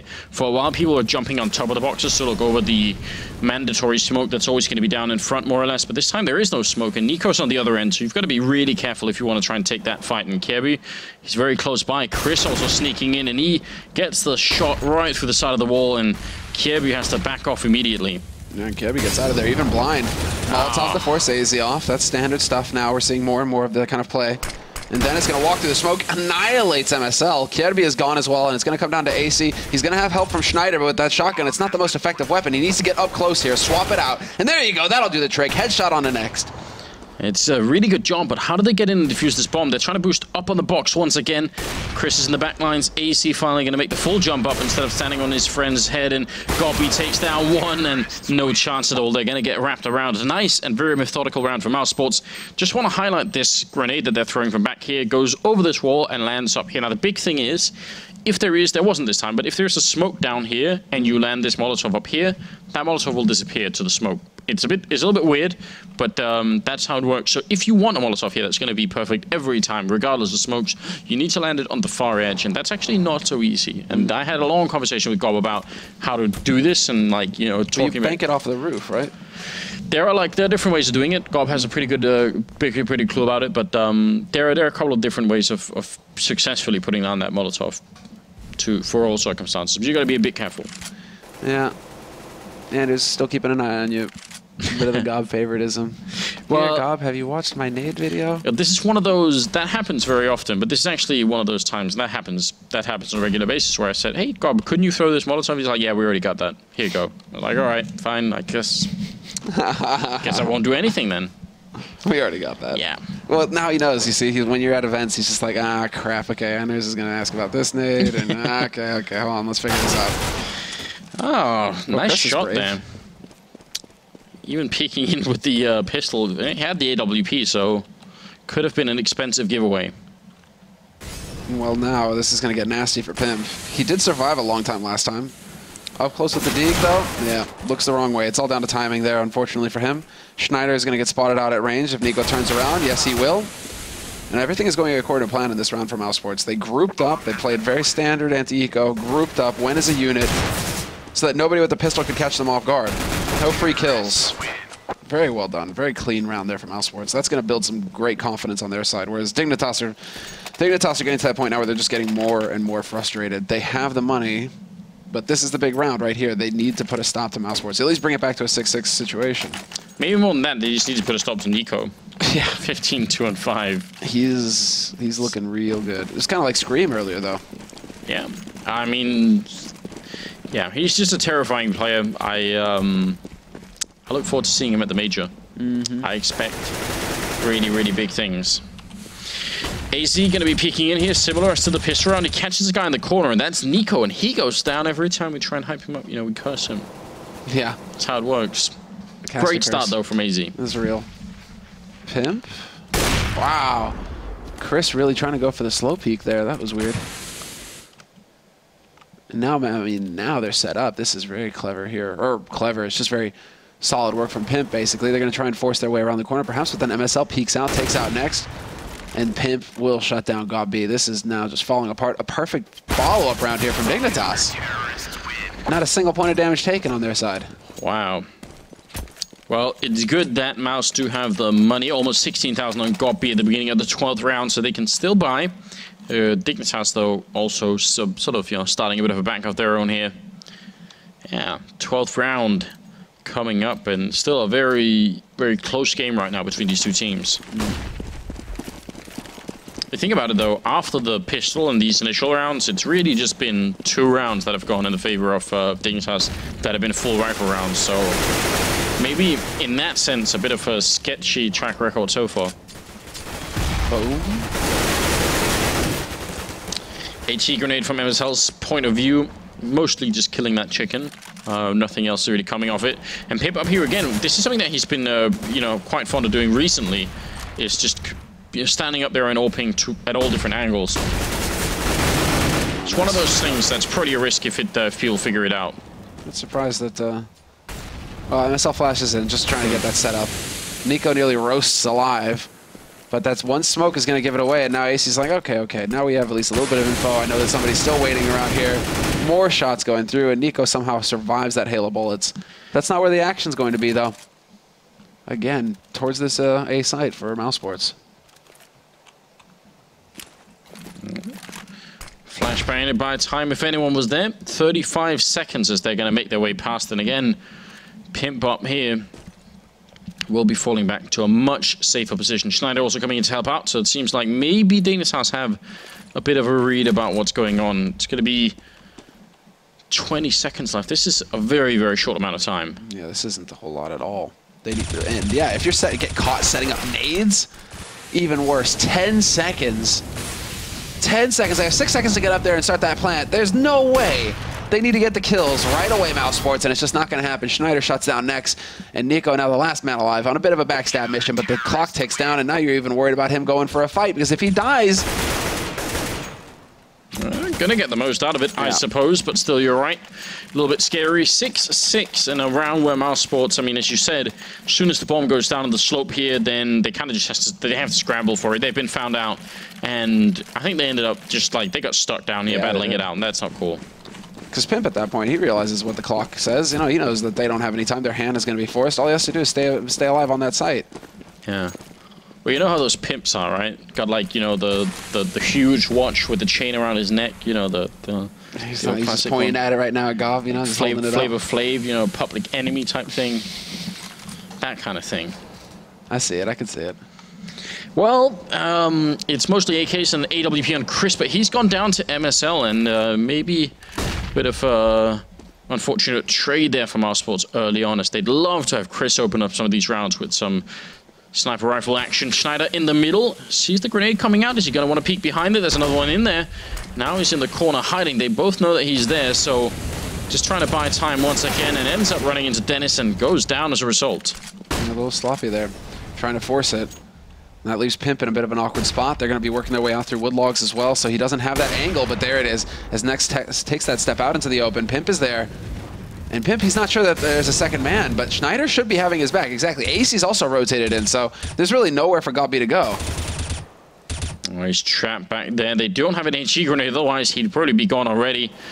Nico has shown up to play along as well. They got to be careful they don't line themselves up for Pimp. That looked like it was a little bit scary. Nico going to be going down. Pimp still playing strong back here, and he drops to Gobby, but not going to help them win the round there, as AC is going to pick up the last kill and make it 7-6. And now mousesports, I mean, still have the money for it, but if they lose this last round here, maybe they're going to have at least somewhat of a limited buy in the 15th round. Yeah.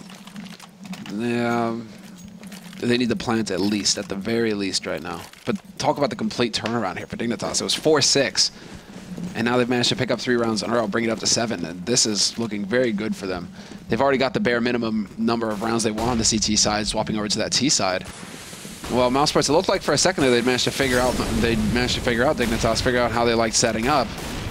And now they start going back to what worked, which is put Nico out there. But again, Nico getting shut down. mousesports, it seems like they're kind of lost to me right now, Anders. Yeah, because I was about to say maybe some of the success here for Dignitas is just the fact that they haven't been fighting Nico Red Plateau. They've actually just been sort of grenading him out and soloing him out and making sure he couldn't do much. And then the rest of mousesports has been focusing on A instead. But this time they take the fight. They win it, although AC does also go down. So Dennis opening up on one. Nice flick on the second, just readjusting that aim and taking out Kirby and Schneider both. Peeks again, puts a couple of bullets through, which is a good idea. I think he should keep doing that. Chris is going to show up to seal the deal. So very good stuff here for mousesports, bringing it back in style. Yeah, individual play, really. That drop-down room is so scary when you're CT. So hard to peek it together if you're coming in from the same angle. And so Dennis, yeah, make short work of him. Where are you taking us, Anders?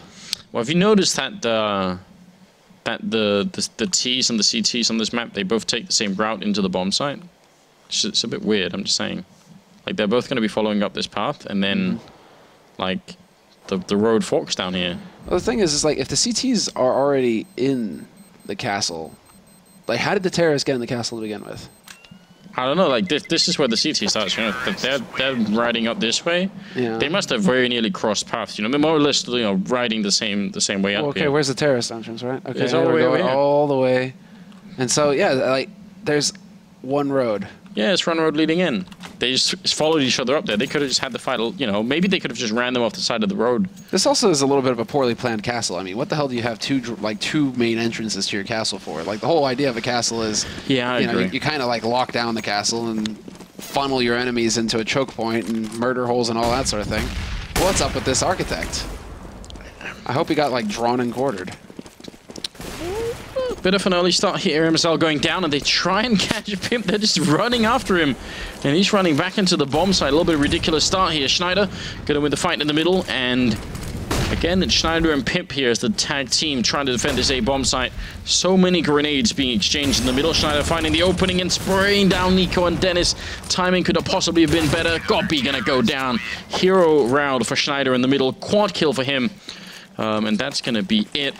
But you're right, 2 entrances doesn't make a lot of sense. What is great is that the castle is literally in the middle of, it's like an island in the middle of mountains. So, you know, maybe they've just decided no one's going to actually ever come here anyway. They slacked off a little bit. This is like the perfect place to like try and, you know, hold off like a zombie apocalypse. As well. The one problem is that you just have nowhere to go. But if you could have enough of a stockpile going on in the castle, sure, you'd probably be able to ride it out. Question is, where's the well? They have a fountain, but the fountain is dry, Anders. Yeah, it's not much going on there. There's also a fountain over on the site. You've even got weapons to deal with the zombies if they get here. Yeah. Are those actually weapons, or are they just like pictures of weapons? No, they're actual weapons. Okay, there we go. Thought for a second it's like odd. You've got armor if you want it. You see, that would be pretty good to have against zombies. Yeah. What the hell are zombies going to do against plate mail? I don't know. Probably not a lot, I reckon. You got the maces, like the mace, you know, the maces. Yeah, I think you could do pretty well in here. Yeah, I think so. Bathroom as well. It's actually fully equipped, more or less. I mean, food is like the big issue, I guess. You've got hay. So, I don't know. How does that work? Yeah, I guess, you know, if you can get a couple cows in there, they don't have to worry about food. You know, you just start spawning more cows and minor issues, I feel like. All right, well, enough of that discussion. Let's get into the actual round. And Dignitas going into their T side. They've got 3 guys going for utility, 3 guys with full nades. And I feel like this peek by Chris J is going to be pretty important. He actually hears the steps and decides to back off. So well played on his part. He's going to be holding close, but this is it.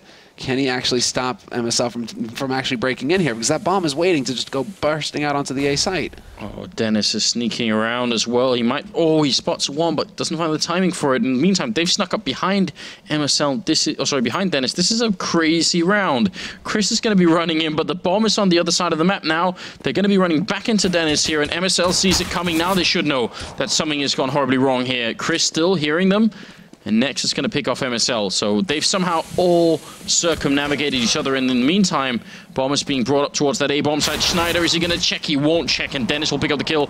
And now they're making their way onto the site. Pimp somehow wins that fight and might be able to get the bomb down. But it seems like mousesports are making their way back into this game and back into the round. Pimp hiding in the corner. He can't make it out. This was a very, very weird round. So Dennis ends up obviously going this way and wraps her all the way around. And Chris is still holding somewhere down here while the terrorists have made their way up this way and going back in here. And then somehow it still kind of works out. It's very strange. They spot this guy going here, just a single man. They think, oh, they're rotating over to B. It's going to be a B hit. And so Chris pushes through, thinking he's going to go for the backstab as well. Yeah. Just that one split second. Not your average pistol round, let's put it like that. No, that was definitely all over the place. Kind of hard to break that one down, really. Apart from just madness. Madness. Fate having fun with us. Telling us a good time. Well, it's tied up at 8-8. And mousesports getting the better start on the CT side might be just what they need. See if they can bring this one home. Or if they got Nico situated. He's all the way over at the hen house here. As they are going to try and push onto the site. Easy gets the opening frag on God B, and Nico in the background lining up a bit of a spray, but it will be Nex to pick up a couple of kills, and still working out in favor of Dignitas here as they've actually got the man lead and the man advantage, and the bomb should be going down any second as well. They're actually going to check. I mean, valuable time here. You would really think you'd want to get that bomb planted. They want to know where Chris is first. They're really desperate. And they got 50 seconds as well. So they can play a bit of a waiting game here. But they don't have armor. And this P90 can do a lot of damage. Just like that. But Schneider wins the fight. Good follow-up there. And that's going to steal it back. mousesports, they needed that round. What even went wrong? They had this setup. One here, one here, one here. So if you're pushing out from the other side, it seems like you're you've got almost like a line of fire there. Yeah. But they took the man. AC kills the guy holding close, and then they pincer onto the guy holding on sight, and then that pincer just continues to wrap. I mean, it's all about just run and gun. I mean, just talk about the amount of faith you have to have in Schneider to hit that shot. If you're Pimp, right? You're like, okay, I'm gonna throw myself out here, and you have the gun. Please get the kill. That's crazy. That's some skill from Schneider, and that's a dunk from him as well. Nicely done. A little bit of the Crims. No, Dennis gets overwhelmed. Kirby holds his own. And while this is shaping up to be a very nice round here for Dignitas indeed. Yeah, no issues at all. I mean, they took a bit of damage, but they all survived. Every single member picking up one kill each for a team ace, as we sometimes referred to it as 10-8. And suddenly it's a 2-round lead for Dignitas, and it might be even more than that. mousesports don't have the money, but they have gone for 2 grenades. Can't we get more? No Zeus? No Zeus? No Zeus. They have souls, Anders. They have souls. Lovely. Very good. 2 HEs, though. That's something. That's something to... Where did they take those HEs, though? That's the real question. Yep, straight out onto drop. And who's going to run into the Zeus? Or the HEs. It's going to be Schneider. But he runs past. He actually manages to dodge the majority of the damage. Yeah. You know what we could have gone for here, Semler? You know, we've got the one Dig. Yeah. Juan Dig. We could have his cousin, Jesus. You see? His Mexican cousin. Yeah, it works out. I'm going to push you off your chair right now if you keep this up. It works. We're not. Like, I'm all for encouraging Deagle play. I'm not about to encourage Zeus play. It's already happened. It's too late. Nico, what a nice turnaround there. Instant headshot, but he's going to run into Pimp and ends up going down. Gob a little bit confused and a little bit out of the open there as Dignitas did lose 2 members here. Unlikely that Chris can do a lot to change the outcome of this round. Pip top fragging at 21 kills. Nico close by 19, but there seems to be some sort of like battle going on between these two. Yeah, the struggle is right now for Chris and Gob. They're really having a lot of trouble having an impact so far on this map. I mean, still in single digits, just not really able to chain anything together, it seems. I mean, Chris, is he going to get his... Yeah, he's got enough money for it. He's got enough money for it, but is he going to be stubborn? He's probably having that discussion right now, and it is going to be the M4A1. So, no sniper rifle. Versus full rifles for Dignitas. Did Pimp actually have an AWP or not? No, yeah, full rifle. So, no AWP. Fast play here. That's going to be the ticket. Chris pushed out, and also a bit of a boost going on there. Nico playing on top of the box. Schneider going to go for a bit of a peek, but the flashbangs make sure nobody can see anything about what's going on right now. Nico, it seems like he's got a really good idea, and it's going to be an instant headshot there. And the opening frag going in favor of mousesports, so see if there can be any kind of a reply here. I see turning away from the flashes in time. This is going to get tricky, though. Spots the man. Nico, man, he just keeps hitting shots. Another headshot for him, and now, well, Dignitas have decided to just throw luck chance of the win. They have to get onto this A site. They're moving together, all 3 of them, and now Chris is actually laying himself a bit of a trap. Oh. Just waiting for a teammate to call it out there. Dennis going to get the kill, and now Chris is going to come jumping out there. Interesting play. Picks up a kill. Goppy going to get the last one, and all in very fine style, which is going to leave it at 11-9. Money still with Dignitas, though. They've got plenty. There it is. I was holding my breath. I was wondering. Pimp certainly had the money to go for the full. And he's got the AWP now, so that's going to make it clever. That's going to make it interesting because Chris, I mean, sure, he gets a frag that last round. He goes for something clever, but he's still not racking up those kills. Do they go aggressive? This could get nasty. That op is waiting around the angle. And Chris, you're all alone.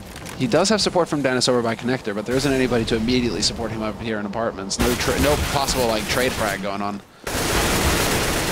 Nice opening. Nico going down there. Schneider survives only on 2 health, but it might just be enough. MSL going to flash its way through the smoke, and they're trying to see if they can catch Chris, and they're so very nearly successful in doing so. That would have been a big opening. They could have run right onto the bomb site, and they still will. MSL just continues on, and you can tell Chris wasn't expecting that. So that question is, I mean, at this point, Mouse, they might as well just try and save here, and you can tell they're just going to be backing off. Yeah, they're not interested in taking this fight. Not like this. Wow, that's a hard way to reset early on in the game like this. Their money is going to be in shambles now. I mean, they can still bring it back up again. Where's next? 2,700, 32. I mean, no, it's not going to be pretty. And Chris is going to be, what, $150 short of an AWP, even glass cannon if he wanted it. Like, that's not good enough. Well, they probably, I expect if they can save these 3 rifles, they're going to force it up between the 5 of them. But if they lose just one more, things get very tricky indeed. Gob making a bit of a stand here. Nice headshots raining in, but Nex is dropping low. They've got to be careful. He's hiding in the back line. Shots raining on in. Nex doing a great job. Nicely done by mousesports here. This is going to really help them out, and they should be able to spread around what they have for the remaining players. So that was an important save there. Yeah. Yeah, exactly. I mean, this... Oh, and they did have enough because of those kills at the end. Because of those kills at the end, they actually had just enough to be able to pick up the AWP for Chris. So now we have it. It's going to be the duel, the battle between the oppers. And this, I feel, is whenever somebody watches mousesports and Chris J is present, you need to be watching for the AWP. That's his calling card. It feels so weird for him to be prioritizing the M4A1. Yeah. Unlike in American economy, they actually had a plan B, Subler. Ha ha ha. Oh. Okay, I'm going to go walk that off. You've been living here for so long, it's you know... Yeah, I'm not... It's almost too late. Still. No, I've been fully corrupted. Got B playing close here. Spots the grenades coming in, sets up for a flash. Not going to act on it, though. Doesn't want to give them any kind of advantage. They're calling in Dennis from the A bomb site, so they've got an even bigger stack going on here. He did see sort of 2 simultaneous grenades, so he knows it's not just one person up there making noise. He's got a bit of a clue about what's happening, I think. Oh, a bit of hiccup. Yeah, a bit of a hiccup there. Seems to be back in order, though. Dennis looking for an opening, but MSL is going to be just falling off the ledge, stumbling into the bomb site there and picking up the kill. Now NiKo instantly turning around, looking for another opening. Gob taking one, and next with a kill, and this is not looking good for Dignitas. And AC, he's got to hit the timing just right. He's got 2 of them. Does he realize he had the right idea? He gets the spray on Chris. He could actually lock this down. AC with the triple kill, completely eviscerating the mousesports defense. You see it coming as well. It's one of those moments where you're like, okay, this is how it can all go right there. That first kill chains into the next. AC is so on point. Yeah, that is so cool to watch it as well. And it's one of those things that's just down to experience and also, again, that confidence, you know, just knowing that I could do this. I've got it. I've got the next kill already planned out in my mind as I'm closing off the first one. It's a really cool style. There's so many sort of players that we didn't always consider to be like tier 1 players. They're really starting to pick up on all these things. Dennis dropped a little bit. Pimp, is it going to be another touchdown? Yes, it will. Rip Dennis. Yeah, he's not having fun with these nades today. Kazan was getting shot through smoke all day before. Schneider lives with 10 HP, 11 HP. And that's going to be the bomb making its way out onto the B site. Dignitas getting up to 14 rounds. And okay. Nope, not meant to be. They kind of ended up blocking each other. Chris hoping that someone would sneak by. Over on the other side of the map, never got rewarded for his patience. So instead, he's just left in the middle. With a wild chicken right behind him. Yeah, he's got to watch his back. Those things can be vicious. And we all know that in CSGO, the chickens are cold-blooded murderers, but if you ever turn your back on a rooster, you're going to get nailed. Stuck. Oh, there we go. Chicken has been saved. Don't worry, guys. It likes, it's reset. It's good. You're gonna have chicken on your Dominoes later? Oh, dude. There's gonna be so much meat on that What pizza. is this, Chris? This is in fact an auto shotgun on his back. Getting close. If this works, I am done. He can. I mean, it's a rush situation here. MSL with the flash, he can get the bomb control. 3 guys making their way up into apartments. This is it, Anders. The time. No. This is the moment we've all been waiting for. Oh, no. There's the flash. Boom. Oh, it works. At least for 2. He actually hit the shot on Pimp as well. My God. Auto shotgun defense at A long. Make that money. Damn, Chris. What have you done? You monster. Think about what you've set in motion on this very day. Well, what happens on Cobble is like you have the Swag 7, then JW comes in here, he's like, you know what would really work, guys? The sawn-off shotgun. Nobody else is going to make it work, just me. But, yeah, there you go. So here's the thing, and this is where, you know, it's where I have to express my concern with what Chris is doing here. It's all fine, it's all fun and games for him, but think about those of us playing matchmaking. Now we have to deal with people with auto shotguns over at long. Thank you very much, Chris. It's going to be Pimp and Kebu left now. 2 versus 4. Possibly, I think, worse than a Zeus. What? Get out, Anders. There's nothing so low as a Zeus. It's going to be 15 seconds more or less here, and the bomb is escaping with Pimp and an AWP. Kebu didn't feel like living for much longer and try to creep into that bomb site. NiKo knows. He actually realizes Pimp has gone running away. He hears him walking around back here. He's going to go and look for him. Goes down to a headshot. And that's going to be the round. Nobody close enough to catch him. So mousesports still hanging on. 1 round at a time. Buys himself a little room to work with here. Pimp, though, should be able to drop some AKs for his teammates. Everybody should be getting full bot. And Dignitas, they have a real shot at closing out this map now. 14. And keeping that streak alive because they're 2-0 in the group right now. So, not they're kind of just in the middle, obviously. Not everybody's played their matches yet, but 2-0. Keep that streak. Go 3-0. mousesports is definitely a team that Dignitas are capable of beating. But here's the beginning. I mean, if they lose now, mousesports, they won't have very much money, and probably Dignitas are going to be able to run away with it. Kebu looking for a really quick opening in the middle, but not quite getting it yet. And Dennis is on the other side, crouching not to get killed early on. He's calling for backup, and Chris is going to be here. Jumping up on the SWAT truck, has his M4 in hand, and Trying to see if he can land some early damage, but look how close they're getting, and they're going to try, and I think they're wrapping the A-bomb side this time, but from drop as well, and that's a very powerful idea. The people down drop already here. Gobby sees it coming, and a swift reaction takes both of them out, and that's going to probably shut down this whole push. Great job. If he dies in turn, then it's going to be Chris and Dennis suddenly fighting 3 different angles, and that's not a good idea. That would have been, I mean, it's a great idea. Very clear that what Dignitas had in mind. It's just Gobby stepping up. And now, free shot there for Kierby, who's missed the second, and he's just going to go for the full-out spray. Pimp is there to bring it back, but Pimp's taking a lot of damage, and he gets, well, taken out very quickly there by Nex. Leaves it down to AC. 30 seconds left here, and he gets spotted as well, so there's no element of surprise. He just has to get it done the hard way. Land the headshots. 1, 2, and while both players are so very low here on mousesports, this is still possible. He actually has a grenade. He's going to chuck it on. Underhand throw up. It doesn't actually catch Chris. He's going to get shot through the side of the wall there, and now it's 14 seconds left. AC going to go for it. Try and see if he can get this quad kill. He sprays, misses. Gob, he's going to peek out. He's jumping up, not getting the shot, and he goes down. Gob going to get the 3rd kill of the round for himself, and barely, with 5 health left, save mousesports. That would have been the worst possible way to lose a game. What's with the Danes today, man? Like Device earlier, getting that quad, nearly the ace in mechanical fashion, now AC. I don't know, man. I mean, it's just maybe some of their opponents underestimating Chris again. He's doing similar. Make the money. If they actually make the mistake of running in here, though, that's, yeah, they're going over onto the B site now. Dignitas, they want to see if they can't get in here quick. And yeah, Auto J. And they lead with the bomb again. MSL has a tendency of doing this. They just lead with the bomb, and now they're committed, Dignitas. There's no backing up. This happens all the time. Committed to failure, it seems. Exactly. Just, yeah, I mean, leading with the bomb is I guess if you're just going to keep rushing, but still, you never know if it falls into like some weird angle and you have to go and pick it up. And yeah, it's just generally speaking, like as a rule of thumb, not worth doing.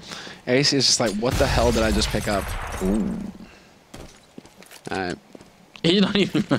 It's like, no. He's like, there's something... Yeah, there we go. Got a real gun. See, the bomb is... Yeah, the bomb is in such an awkward spot now. How does he actually get in here to pick it up? Flash. He's certainly ready and waiting for it. 35 seconds. The first smoke is going to clear. The second one he put up, he's going to pick up the bomb now. If he can make it back out, there's nobody on the A bomb side, but he doesn't know that. Going to go for the fight. Takes out Gob. B next in line is Nico, and he's going to put an end to it. So a little bit of a scary moment. He's been playing very well here in these situations. 27 kills though on Pip and 25 on Nico. We are at 14-12, and mousesports not willing to give up this game so easily. Mm-hmm. And so, I mean, good on mousesports as well with being able to just hold off that push. So MSL clearly trying to hit that timing. He hasn't gone for a rush per se. No, they haven't really gone for like the ultra aggressive rush just yet over on that B site. So mousesports, they're able to weather the storm, and now it gets tricky. Tech9s again, all out aggression. And remember, this is when we see teams do big things, but a great HE there into drop to just rattle them up. And Dignitas now, it's going to turn into an outright slaughter. Yeah, you're absolutely right. Schneider trying to do a little bit back. He does get a kill in. Kebby going to go down, so no issue at all there. And they had some pretty good defense set up. It's going to be 13-14. Dignitas now with money once again. Man, if they end up losing now after being ahead this far, that's going to really... it's going to really end the evening kind of badly for them. You have 4 rounds in a row for mousesports. Yeah, no, this kind of bad. Yeah, that would be a horrible, horrible end. What do we got? You're looking at that. Get out. Get out. Headshot percentage. I feel like this might not be updating correctly. Yeah, because of how it resets at the between the halves. Yeah. I think. Fair enough. So you can't have the full on. AC. Actually, Schneider trying to make his way out. AC a little bit further behind, saying, "You go first. Got your back." Yeah. See if anyone's out there. We believe in you, Schneider. I mean, clearly they can execute without Schneider for what they have in mind. Let's see. They have the Molotov. No, not even a Molotov. Just straight flashes out onto the site, not wasting any time. And Nico caught out in the open. Kierby brings it back to a 4-on-4 here, opening up the B site. Oh, and they're hiding in the corner. They're already getting prepared for the after plant, which is a very cool idea. Kirby's out there, and seems like Nex has some idea that might be happening, but it's actually going to be a really tough retake, I think, for the mousesports team. They've already lost Nico, and Ace going to go down and return. Nice shot from Nex. Are they going to check the corner? They will. Thorough work, but they don't get the kill, and Kirby takes 2 in return. They're going to win the round anyway here, as they've got the kits and they've got time for the defuse, but that could have gone horribly wrong. That failed kill over here could have meant everything for them, but they're going to bring it back to 14-14. We've got a tie game on our hands leading into the 29th round. Wow. Full 30 rounds. Yeah. Full 30 rounds, and it will be... Let's see, because Dignitas will win one of these rounds. They'll get their backs to the wall. They'll figure out what needs to be done. They'll be able to make it happen. Pimp is nearly dropping a 30 bomb. You're thinking overtime? I'm thinking overtime. I'm thinking they don't want us to have our dominoes, Anders. It's a cruel world that we're living in, Sumner. I don't know if we can get by. I wonder sometimes. I wonder. Dennis down here with the early Molotov to buy a little bit of time, and they've got Chris in the corner, so whatever flashbangs they throw at Dennis won't affect Chris, and they're not even throwing any flashbangs. They're shooting him in the face instead, but they don't check the corner and give up a kill there. Nice reaction from Pimp, though, so not too much given away. That could have been horrifying, though. God B gonna flash his way in, and the whole team just running into their site. I mean, if Dignitas had actually run back to B, then they would have caught them in a great position. God B's gonna go down, though. Nico to fall, and Next trapped in the corner. He picks up 1 kill, but only got 10 health left here. Very hard for him to win a round like this one. Does take down AC, sprays again, but not gonna be dropping Schneider. It's a team ace once again for Dignitas here, and 15-14. And so now, this is where Dignitas falter and we get the overtime. You think so? I know. That's exactly what's going to happen. Chris has even abandoned the auto shotgun. Yeah, he's gone for the AWP. That's it. He's bringing out the big guns. He says enough is enough. We let it get this far. We nearly had the comeback going on mousesports' side. So now Dignitas, can they actually close this out, or will it be the prophesized OT? Boom, Chris. Fantastic way to start, and the follow-up grenade there. Chris, instead of falling back, is going to go aggressive, and he actually hits the shot on Schneider. No scopes on him as well. Chris is on full carry mode here. It's now 3 kills for him. A quad kill, turns around. He's going to get the ace. What a ridiculous round. Chris J absolutely saving mousesports. That just happened. There you go, bud. You're welcome. That he's even standing still for a moment, just wondering. I did just do that, didn't I? Yeah, he gets the leg shot as well. 1, 2, 3, 4, 5, 6. Wow. 6 shots, 5 kills. All of them hits. Don't even know what to really say about that one. That's what you see. That's why he takes the op. He's just like, you know what? I'm just gonna use it like a shotgun, you know, and it works out perfectly. Just an upgraded version of the shotgun. Close quarters, and really like the specialist. I mean, that's like a glimmer of the old Chris J, because it was like him and JW that you would see be able to kind of go for those close quarters plays, right? Yeah. They would just be able to get these crazy flicks and just feel the game and be able to just line up those shots like that. And it's been a long time since we've seen Chris have rounds like that. So I'm glad. Please, Chris, more of that. More of that. And so we should be getting into the overtimes fairly soon here. It's MR10 or MR3 10K starting money. Yeah. And yeah. So now we have to see who's actually going to be able to survive this. Dignitas, get it 2-0, or mousesports. This is where I start to wonder about Dig. Cracks start to appear in the facade. It could be. Certainly playing overtime is a little bit more stressful. You know, you realize, you know, you could have probably closed out the game and you didn't, just down to a couple of mistakes. I mean, it's maybe even hard to get too upset about what happened that last round from Dignitas' point of view. It's like, oh, he just killed all of us on his own at close range with the sniper rifle. So, you know, chances are that won't happen again. In the 30th round of the map as well, like. Because why not? Because why not? Chris is so crazy. Well, we are still waiting for the actual restart to come through before we go live with the game here, but so far it's been a bit of a crazy evening. You're right, Device had his own madness round from the plateau here earlier on.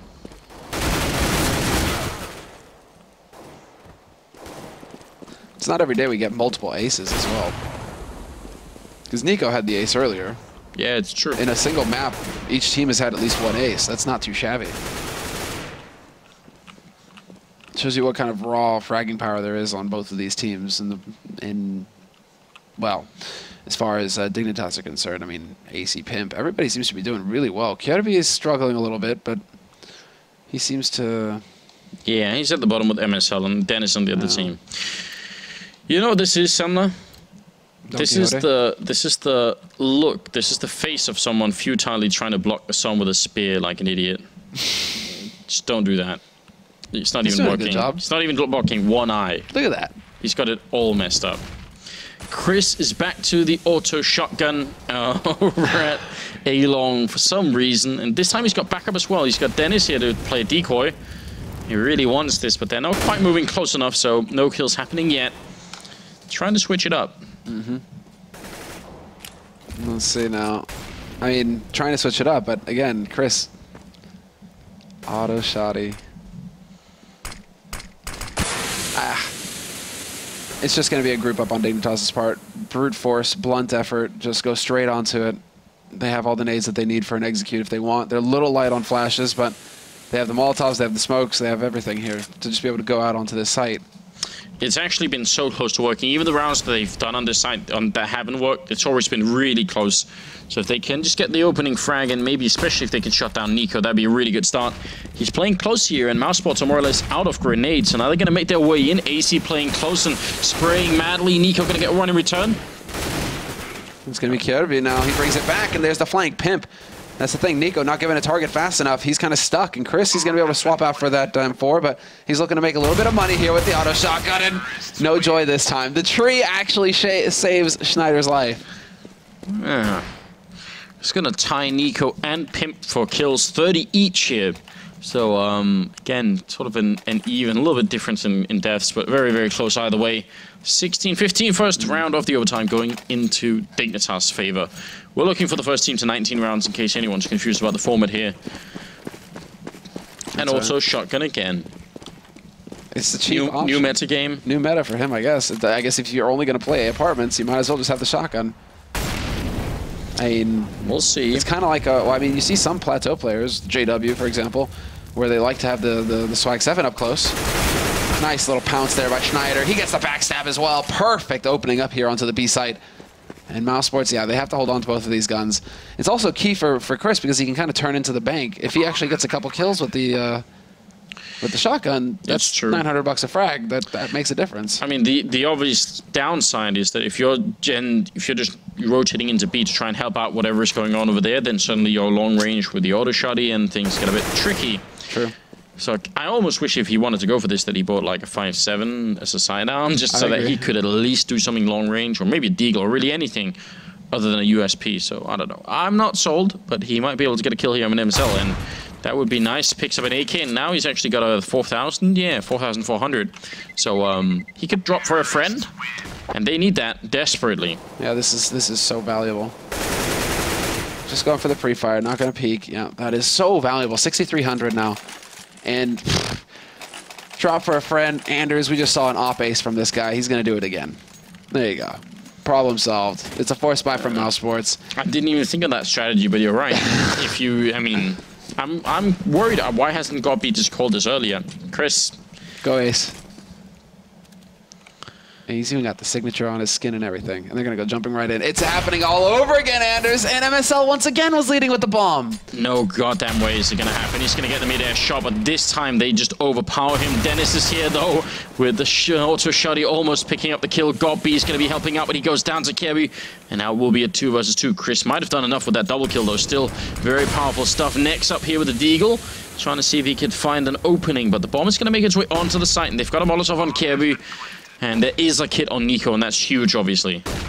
Gives him a little bit more time. He's got that AK as well. He spotted out the first man, so Kjærby now down to 20 HP, pinned.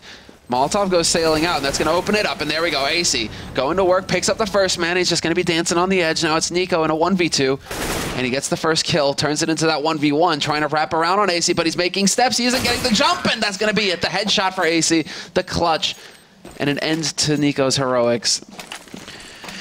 Yeah, a bit of a misstep on him then. You know, those jumps, they're really giving away his position. And probably also, I mean, any kind of like rhythm or feeling you've got going into it, suddenly you're going to be like, oh, yeah, I can't even make it onto the ledge. What's going on here? You know, it's just a bit of a break in whatever rhythm you've got going on. So that's a bit of a shame. 18 to 15, 1 round for Dignitas, and they will make it out in overtime here. But otherwise, mouzsports, they might be making their way back to double overtime. And all dreams of Domino's are gone, Samler. Food, period. I'm curious. 19. All right, well, obviously it's going to be the key round here, guys, and you have it clearly in front of you. MR10K, if you lose the first round of CT, you're just not going to have a whole lot of money left going into the remaining of these rounds, as you saw mouzsports forced to eco towards the end, well, in the last round of their CT side. So that's just what can happen here. And already mouzsports a different approach. We saw Team Dignitas kind of just take the rounds by the throat and shake the life out of him, right? Go straight up onto plateau, go straight into underpass, be very aggressive. And right now from mouzsports, we're seeing a totally different approach. A very slow, measured, paced. Nico on plateau, just going to be sitting there waiting for that opening. Flash on out. Nico, you're right. He is very close by. And pacing himself, he's going to go for a bit of a peek here. Sprays and misses, but continues to spray. And Carry with a good revive there, but still a bit interesting. Favorable trade for the terrorist side, but it's also Nico for AC, and they seem to really rely a lot on Nico, so we gotta worry a little bit about that. I guess Chris has the op, so they have that going for him, Mouz.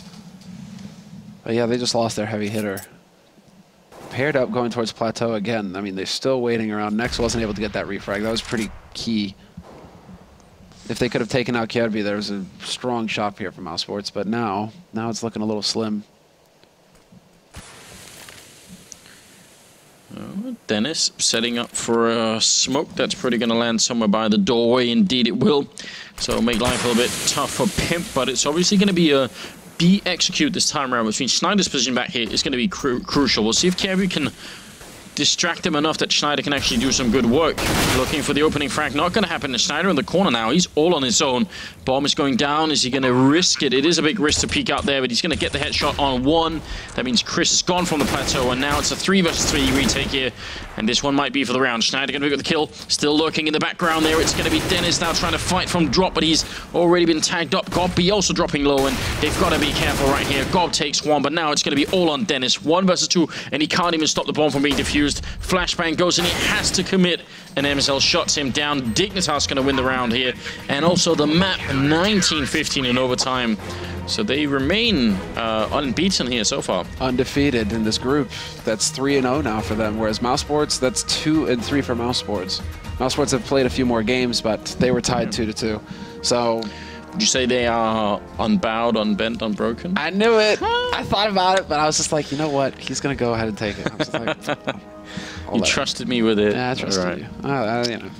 Good stuff. No worries. How long do we have to wait before more Game of Thrones is released? It's going to be, what, like spring next year, I guess? Somewhere around there? Yeah. I'm very sad. It's very upsetting, actually. I mean, well, we got a lot to look forward to, I guess. Star Wars. Star Wars is coming out. It's true. Mm-hmm. I can't think of anything else. All I think about it. Half-Life 3 at some point. Yeah. No. No. All right. It's never going to happen, Anders. Well, if you guys just tuned in and thought, damn, I missed, all of this stuff here, then you can go and check up on everything. Obviously, go and check out the score esports. See the results right here, but generally, if you've missed anything during the day, then that's a good place to go and check it out. Download the app as well on iOS and Android. You do see all of it right there. So go and check that out. And is there anything else that we need? Obviously, we'll be back here tomorrow, and we'll also be back here on Thursday. So we've got 2 more days coming up. Tomorrow is a bit of a lighter day, as we do have Hellraisers, the new Hellraisers. What did I just say? Hacktash. I have no idea. Hashtag new Hellraisers. That's going to be a thing now, isn't it? I'm never going to skip that. Versus Dignitas, who have been playing really well. Like, I don't know. Is this a Looney Tunes thing? I had just given up. Hacktash. Hacktash. Or FOR, I don't know how this works. Yeah, and then Thursday, I believe we have 1 game. New Hellraisers, New Simple. New Simple. That's which Oscar in there, Stico. What did they have to do to be able to get Simple back, right? Because then Simple, he was a stand-in for DreamHack, but then he went away immediately afterwards, and then Hellraisers decided to drop Adrian. Like, that's the thing. What I think is going on is that Adrian was making plays to become a leader, and I think it's shifted back over to like Angel and Kucher, it seems, and so Adrian may be not happy with that sort of scenario. And then Mo, simple saying, you know, no leash on me, and just like went mad. Yeah, full Hulk. It could have been. Well, either way, guys, that's going to be the day for tomorrow. So a little bit later start, but still 2 really good games. Hope you guys will tune in for it here. It's been a real pleasure tonight, and I hope we see all of you tomorrow and on Thursday as well here for the ESL ESEA Pro League. Good night to all of you, and see you soon.